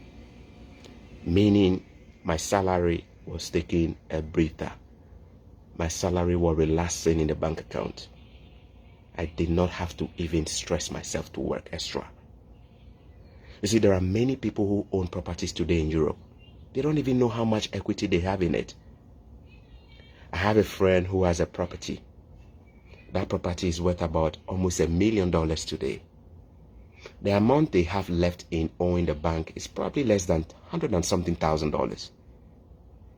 This friend has built over $800,000 in equity in this property. But because this friend does not really understand how equity works, when you preach the gospel of equity to them, they will pass here and get out from here. They wouldn't even understand it. In fact, they are busily probably working, trying to pay down the property so that they owe nothing to the bank. So that in the future when they retire, they can say they own one property and they don't owe anybody. But here is the truth though. Donald Trump would have leveraged the equity on that property by pulling out about 800,000 from that property, since it is worth 1 million now. And you use that 800,000 to go and buy an apartment. An apartment that will bring him more money in rental income. An apartment that would have also appreciated in value. An apartment that will make him more millions of dollars. And then when he goes to buy that apartment, the rental income he's going to make would have been too much, to the point that some of it can even pay the original property that was worth 1 million by itself, so that he does not have to use his salary to continue paying the mortgage. I don't know whether this makes sense to you. All right. Do you see that? Let me break it down again, guys. Oh my goodness, Joanna. You know Daddy is doing video, huh? Go to mommy, please. Daddy is wrapping up. Daddy wrap up. All right, guys. Laya Demola said, put this on video. I'm going to put this. If you bought an apartment that needs to be renovated, the basement, and you don't have the money for the renovation, is there an institution in Canada that can give you a free interest loan to do? Yes. There are a lot of institutions. In fact, one of the credit cards I have is 0 interest. It's 0 interest. There you go. Take this one. Take this water, okay? One of my credit cards that I have, the interest rate is 0, meaning I get to use it without paying an interest on it. There are credit cards that are almost 0 interest that you can use to do your renovation. I have one from Home Depot. I have a Home Depot credit card that allows me to spend over about $25,000 to buy raw materials without paying an interest for 18 months. There are a lot of ways you can leverage credit to be able to do your renovation. There are a lot of ways you can leverage credit to do your renovation. And I've leveraged it and I continue to learn I continue to learn. Remember when I showed you this book? OPM by Michael B. Letter. What is OPM? Other people's money. What does it mean? This book is basically teaching you how the rich people in this universe use credit, cheap credit, almost free credit to accumulate wealth, to accumulate wealth, to accumulate wealth. You see that? Cheap credit. If I was to sit down to save down payment upon down payment to buy each and every single one of my property, guys, I'm telling you, I wouldn't have probably bought my second property by now.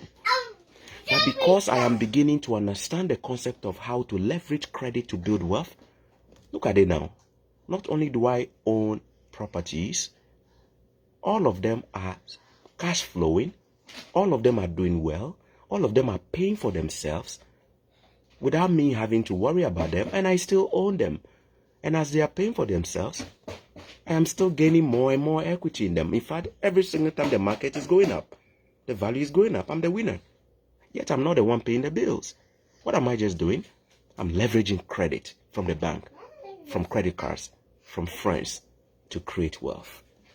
OPM, other people's money. If you take money from the bank and you use it smartly to create more wealth, you are doing OPM. If you take money from your friends at a ridiculously low interest rate and use it wisely to grow your business, you are doing OPM, other people's money.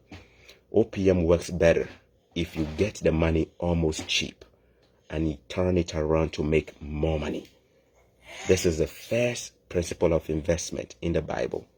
It's called the parable of the talent. Go and read it. When you are given the talent and you go around and use it well, you gain more talent. I was given just one property when I bought it, but I've been able to leverage that property to build more and create more. And I'll continue to do this and create more and more wealth. Until it gets to the point, I'll have millions and millions of dollars in net wealth or net asset to be able to do more that I can do. All right. Why should mortgage change after it's been re-evaluated? I thought you said the bank would just take was theirs based on the initial agreement when you got the property. You're right. I said the bank will just take theirs. If the market goes up and you sell it, for instance, the equity is yours, the bank just takes theirs. You see, because the market has gone up and you are not selling the property, you are not selling. Remember what I'm saying? You are not selling it. You are still holding on to it.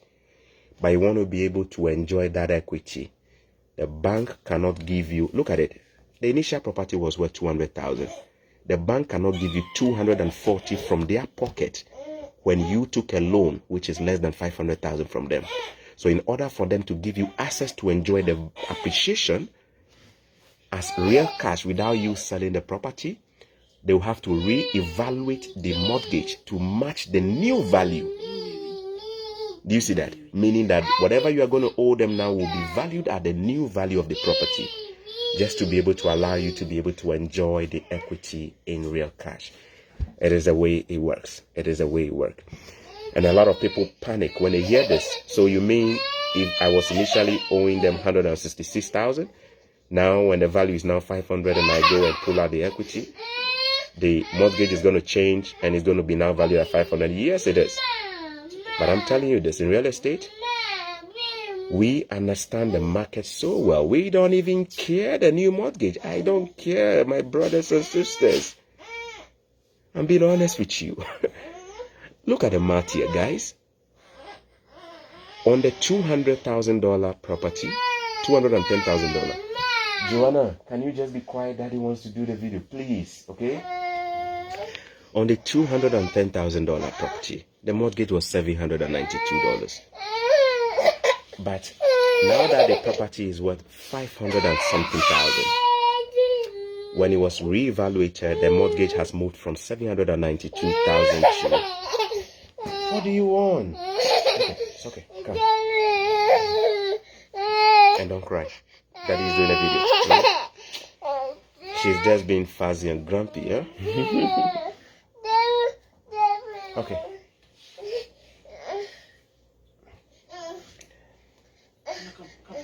Mommy is calling you.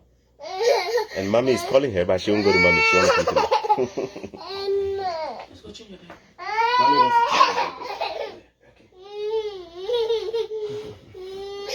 to All right, guys. No. You are not stealing my time. Say we are sorry for stealing your time. I love what I'm doing. Don't worry. You know I have kids, huh? And I'm so natural. I won't go and lock them up in the bedroom just to do the video. Someday when I have a mansion, I'm going to have a room, dedicated room for just shooting my videos. An office. Right now I don't have an office. I only have 2 bedrooms. One for my wife and I, and the other bedroom for my 2 kids. And that is all I need. At the right time, I'm going to have a mansion with many, many houses. And my children can say, in my father's house are many mansions. Or in my father's mansions, there are many rooms. Okay, whatever it is. All right, so let me give you this, guys. When the property was $210,000 and it was looking ugly, not renovated, the mortgage was $792. The total rent he was bringing in at that time, the 2 units were bringing in $800 and $1,200. So the mortgage was $2,000.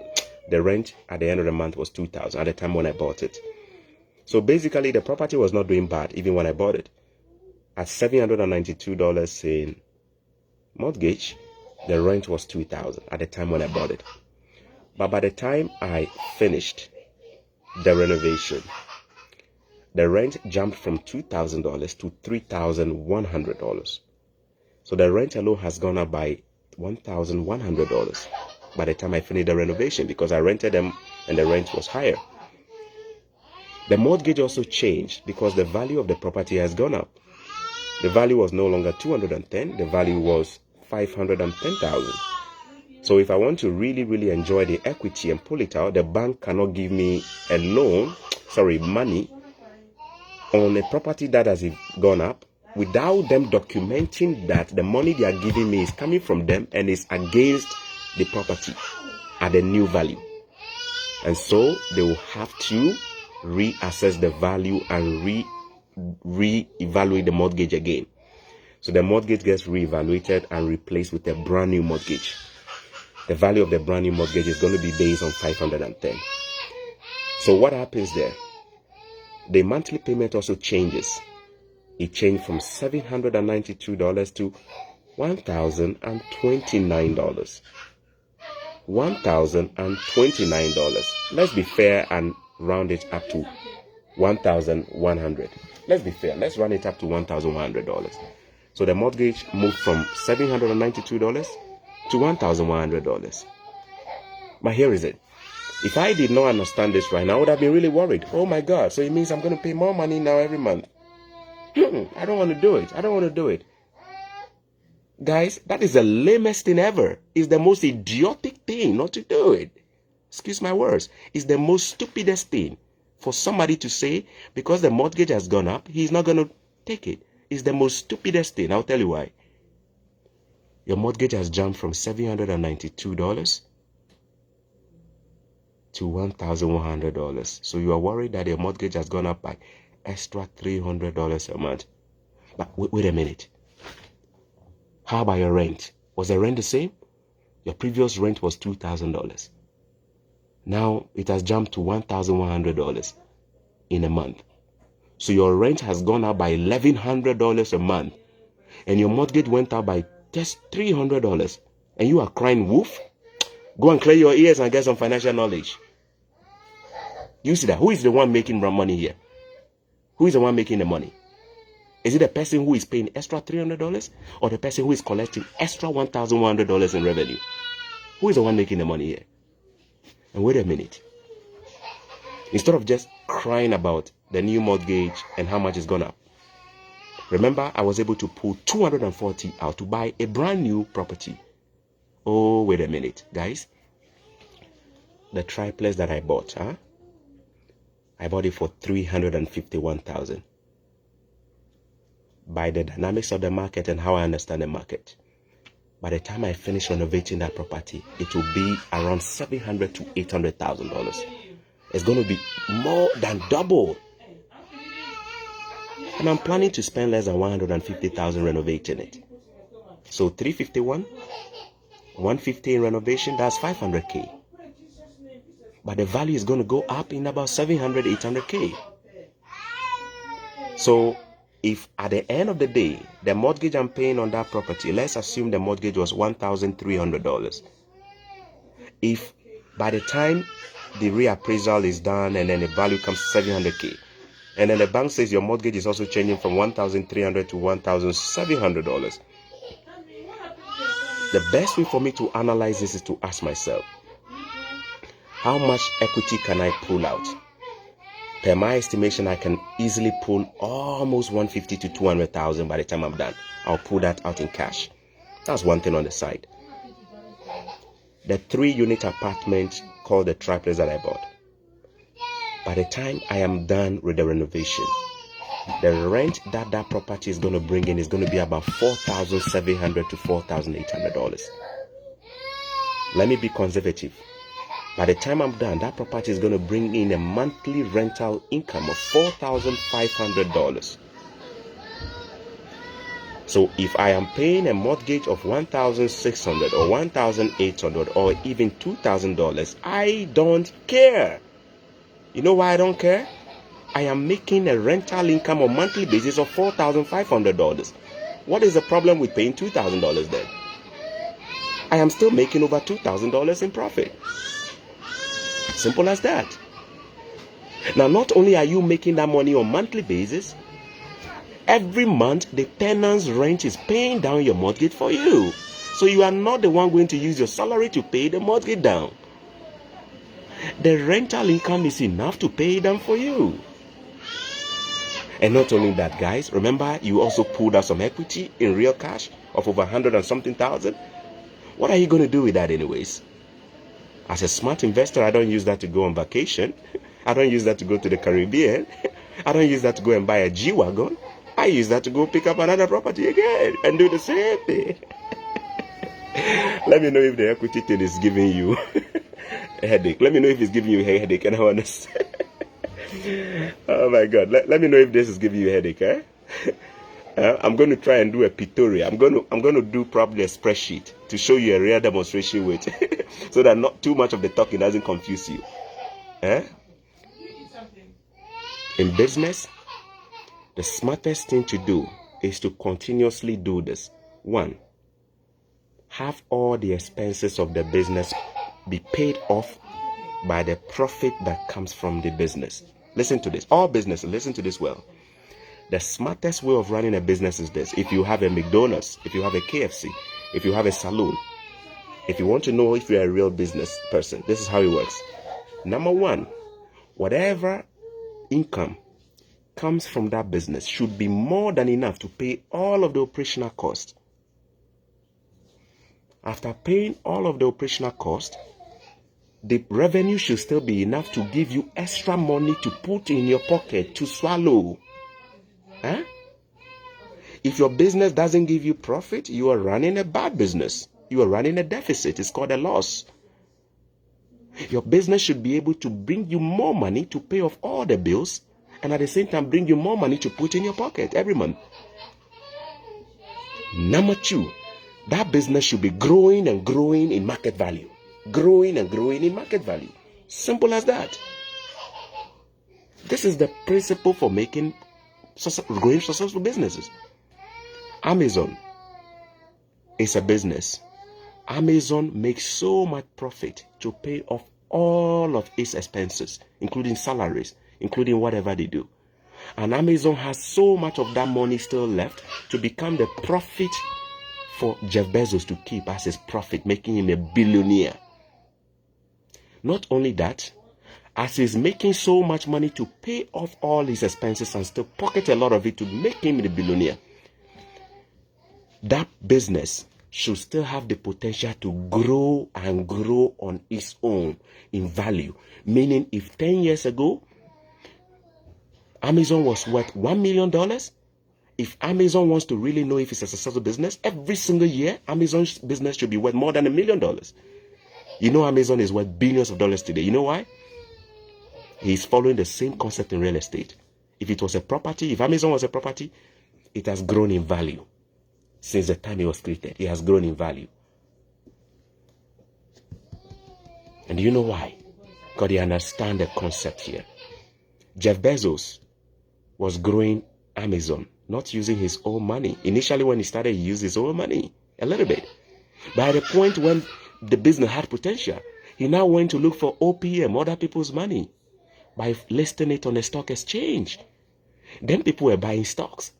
So there are many of you today who have stocks in Amazon, and you are so happy you have stocks because every month they pay you some dividend, and you're so happy. Guess what? Those of you who have bought stocks in Amazon, you are officially the banks of Amazon. Meaning you are the bank that is giving money to Amazon to go and invest. Anybody who is a shareholder, you are unofficially the bank financing Amazon. Why? It is your $2, $10 stock money that they take to build the business. And then wait a minute. When they take that money from you and they go build a business, they build a business so damn good and it goes up in value and makes more profit to pay off all the salaries and still leave so much profit. And then they take a bit of the profit and they give you some of the coins. Boom, boom, dividend every month, $6. Good. And these people look on their phone and say, hey, I'm doing well. I made so much. My Amazon stock is doing well. Why? Jeff Bezos is letting a little drop of the profit touch you. A little drop of it. He's letting it touch you. Small. And then he keeps the lion's share. And then he sits back in his private jet, going to have a dinner or lunch on planet Mars. You see, I'm just explaining.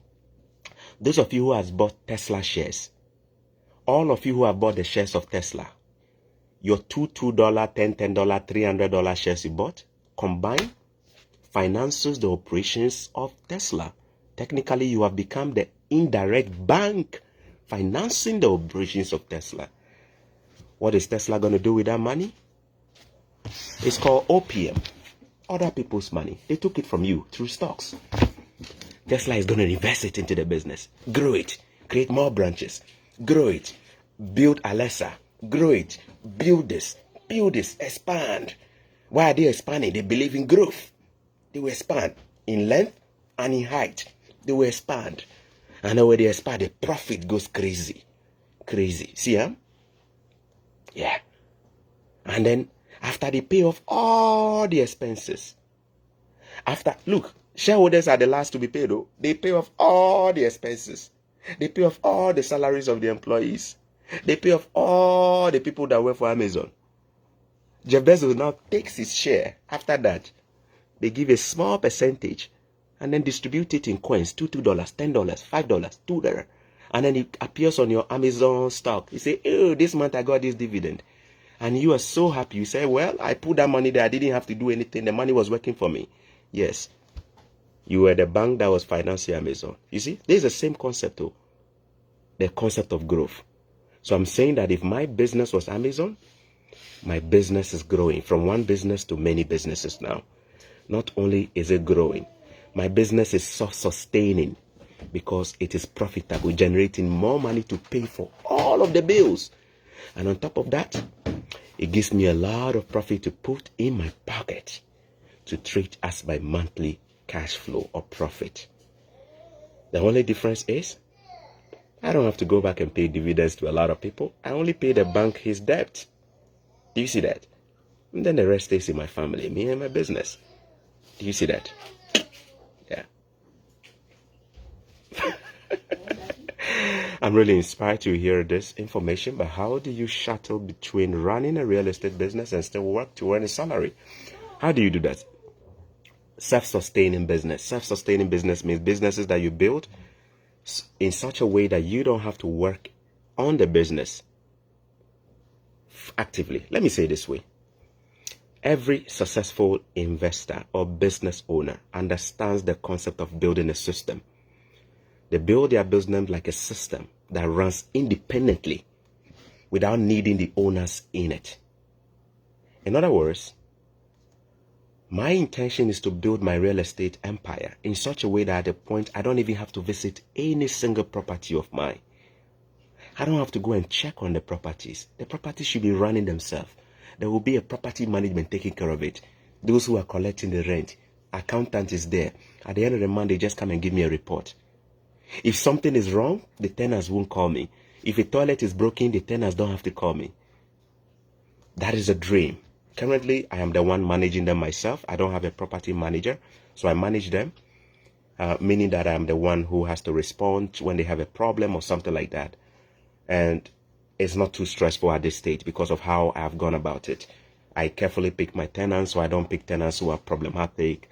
I don't pick tenants who come and give me a lot of headache. I pick really good tenants, so it gives me a lot of peace of mind. And when I put them in there, I don't have to chase them for rent. Before the month ends, they've already sent the rent already. You know what I mean? Don't have to stress. Of course, once in a while, a toilet will break down, something will break down. I have a contractor, a handyman. When I call him, he's on the way. He's going to fix it right away. That is it. But here is the truth. Successful business owners or investors, they understand the principle that it can be so hectic expanding, having so many to manage all by yourself and still having a job, a full-time job, or having a family to run. So what they do is that they run it in such a way that at a point they build it like a system that runs by itself without the presence of the CEO. Where I work full-time, I have never seen my CEO, and I probably will never see him. He only built a business. He's 30-something years old. He built it, and after that, he left. He put a CEO there. He put managers there, and he's gone. The managers are supposed to run the damn business and give a report every year to the CEO, to the owner. Do you see that? This is how the business owners, Jeff Bezos, he doesn't have to be involved in his business. He runs it. That's why he pays the top CEOs to run it for him. The guys who set up Google, they don't have to run Google. They hire the solid guys to become the CEOs, to run it. Hire managers and run it. And at the end of the day, they sleep. They understand it. What do they understand? They understand the principle of working on your business without having to work in your business. A successful business owner is the one who is able to run the business in such a way that he is working on the business from outside without having to work in the business from inside. Does it make sense to you? If you are a Dangote and you have to be present at all the branches of Dangote business, you die early from heart attack. But a successful Dangote will build the business in such a way that he has smart systems in place, allowing the system to run, managers accounting for themselves, systems in place, accountant, forensic, auditors, everybody there checking. And then he goes to spend the rest of the time. Once in a year, he goes to a board meeting. He talks to them. That is the game plan. Someday, I'm going to have many of these apartments. And at a point, I don't even have to see them. In fact, I don't even have to go to the site to go and negotiate and buy them anymore. I would have hired employees to the point that the employees are the ones who are doing the property acquisition. The big tycoons like Robert Kiyosaki and co., they don't go chase an apartment anymore. They have property acquisition officers whose job is simple: to go and acquire the newest property in the name of Robert Kiyosaki's business. They understand the model so well. They work with the man. Simple. That's the goal. In short, how do I manage my job and this? I'm beginning to learn smarter. So I'm doing this way better in a way that it doesn't affect me. And God has been faithful to me as well. I've been on leave for the last, God knows how long now. And that has afforded me more time to be able to spend time with my family and still do this. And I have also understood that to be a successful real estate person, you need to have a team of people around you. You cannot be a lone wolf doing everything by yourself. So in order to be a successful real estate person, you need to have 3 things in place. 1, you need to know how to raise capital, which is raising the money, other people's money, whether through the bank or your friends. Number 2, you need to have a team of people you're working with. You need to have a team of people you're working with. These are the contractors I work with. These are the realtors, the guy who helped me find the property. And these are all the people that come together to make my real estate job easy for me. So that things that I have to do, these guys come in and help me. I don't have to go and stress myself looking for a property. My realtor brings a deal to me. I don't have to go around and stress myself in renovating and doing the work anymore. My contractors are there. They do the work. Toilet is broken. I don't have to stress myself and go and fix a leaky toilet. I call my handy guy. He's on the way to go and fix it. Why? I'm beginning to learn to work on my business, real estate business, without having to work inside it and getting drained, so that I'm able to have quality time to spend with my family and quality time to still do my full-time job. And like I said, I'm lucky to be on paternity leave, so I've not been working for the last couple of months. Yeah. I thank God I did not miss today's session. This is from La Demola. Hello, Choco Millionaire. Another vigil, I guess. Not really a vigil. I'm going to be wrapping up soon. Grace Lavi, Grace Lavi, welcome. I hope you guys enjoyed today's session. I hope you guys enjoyed. I'm hoping to have a board here that I can display and write on so that you guys can follow. The summary of today's real estate is this. Conversation is this. It is not a bad idea to pay down your mortgage. In fact, I still pay down my mortgage every month, except I don't pay it with my own money. It comes from my rental income. But it's even more smarter to learn how to leverage on your property to buy another property. Is buying another property a good thing? Yes. So long as you pick the right property. And so long as that property does not become a bad asset that is taking money out of your personal salary and your pocket. So long as that property becomes a cash flowing cow to give birth and breed money for you and give you more room to be able to do more. That is what the rich do. That is what the wealthy people do. They leverage and leverage and leverage. These things are not taught in school. They don't teach us, even in a business school, they don't teach us this way. It is a secret the wealthy people know. If you've ever read Robert Kiyosaki's book, The Rich Dad Poor Dad, you may have come across some of these ideas. Probably didn't make more sense to you. Probably is making more sense to you now that I'm talking about it. So the next time you hear that Choco Millionaire has bought a property, be rest assured he did not have to do overtime to buy it. He did not have to use salary to buy it. He leveraged on the equity from his existing property to buy another one. And at a point, Choco Millionaire will buy more and more. And some people will sit back and say, this guy must be so rich. His company probably pays him $300,000 a year. No.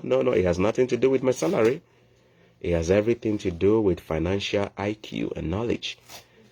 If you don't know it, you can't do it. You can never do what you don't know. If you know it, you will do it. I pray that this session was a good one for you. If you enjoyed it, let me know. If you have any questions, put the questions down there and let me also answer them. Those of you who have been actively asking questions, I hope I answered most of your questions.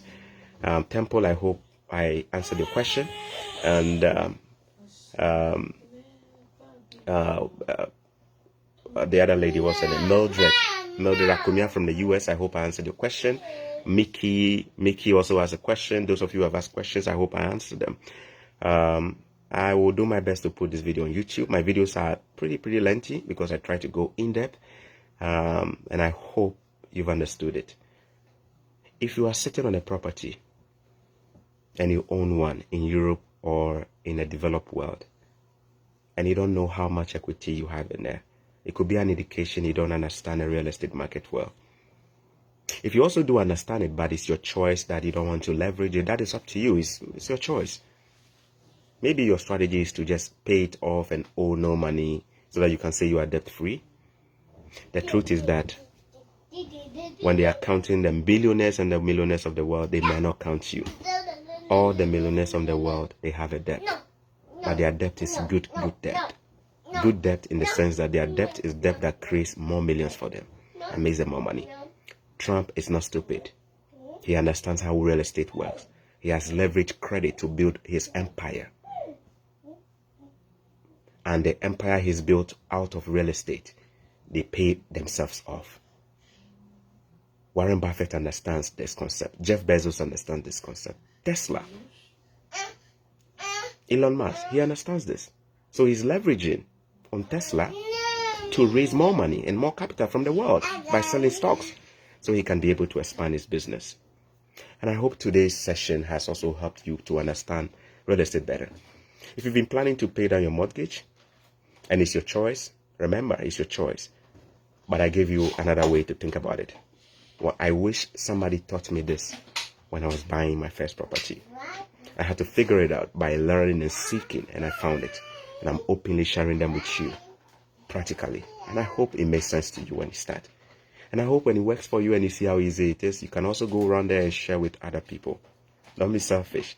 If it works for you tomorrow, find somebody and share with them so that we can kick poverty out of the lives of our people, so that we can all live a very good life and have enough to share and do good. I hope someday money will not be your problem. I hope someday money will be one of the things you don't have to think about because you have enough of it there. And I'm praying that we all get more of that so that we can be able to focus on the most important things of life, such as our families and kids and all of that. Do you see that? Those are the things that matter. Family, good health, that's what matters.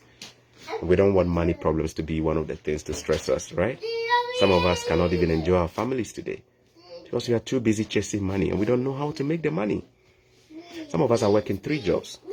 Our marriages are getting destroyed because we are making the money all right, but it's coming at a cost. We are not there for our families and our wives and our husbands.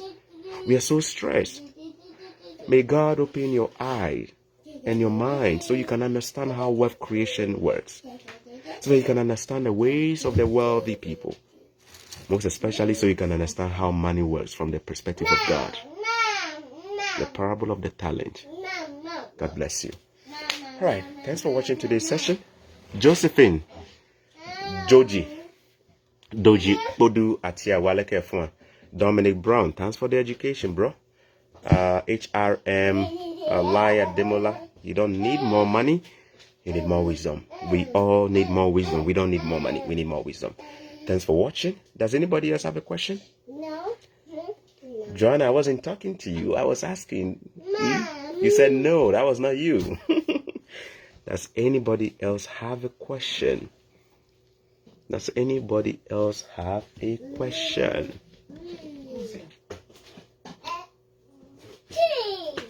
Today's topic, caption, leveraging on real estate equity. Lai Ademola, you got it right. You got it right. You don't need more money, you need more wisdom. Anybody else with a question?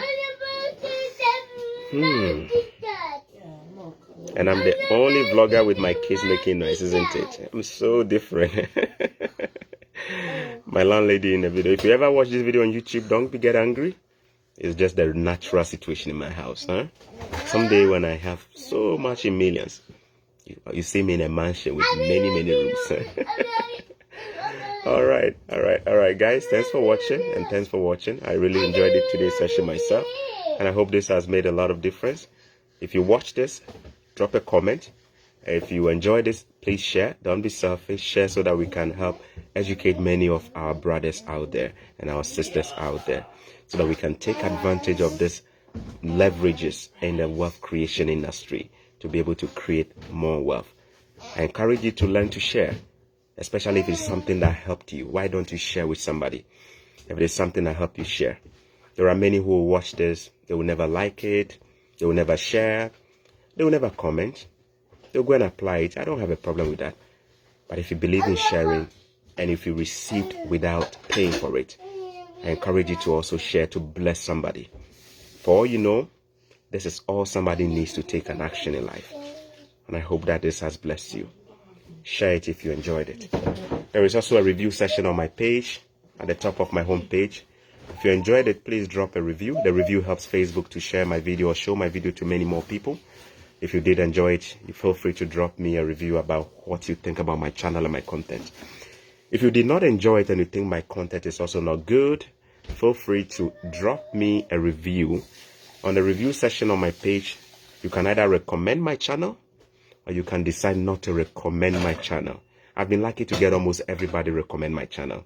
But if you think my channel is not good in terms of content, feel free to also drop me a negative review. I'm willing to learn from what you think about my channel. Okay, God bless you and thanks for watching.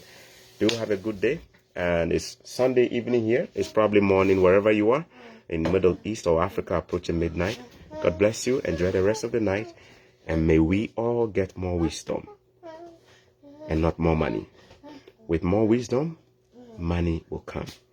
With less wisdom, money will stress us and frustrate us. I pray that we all get more wisdom. God bless you and thanks for watching. Have a good one. Bye-bye.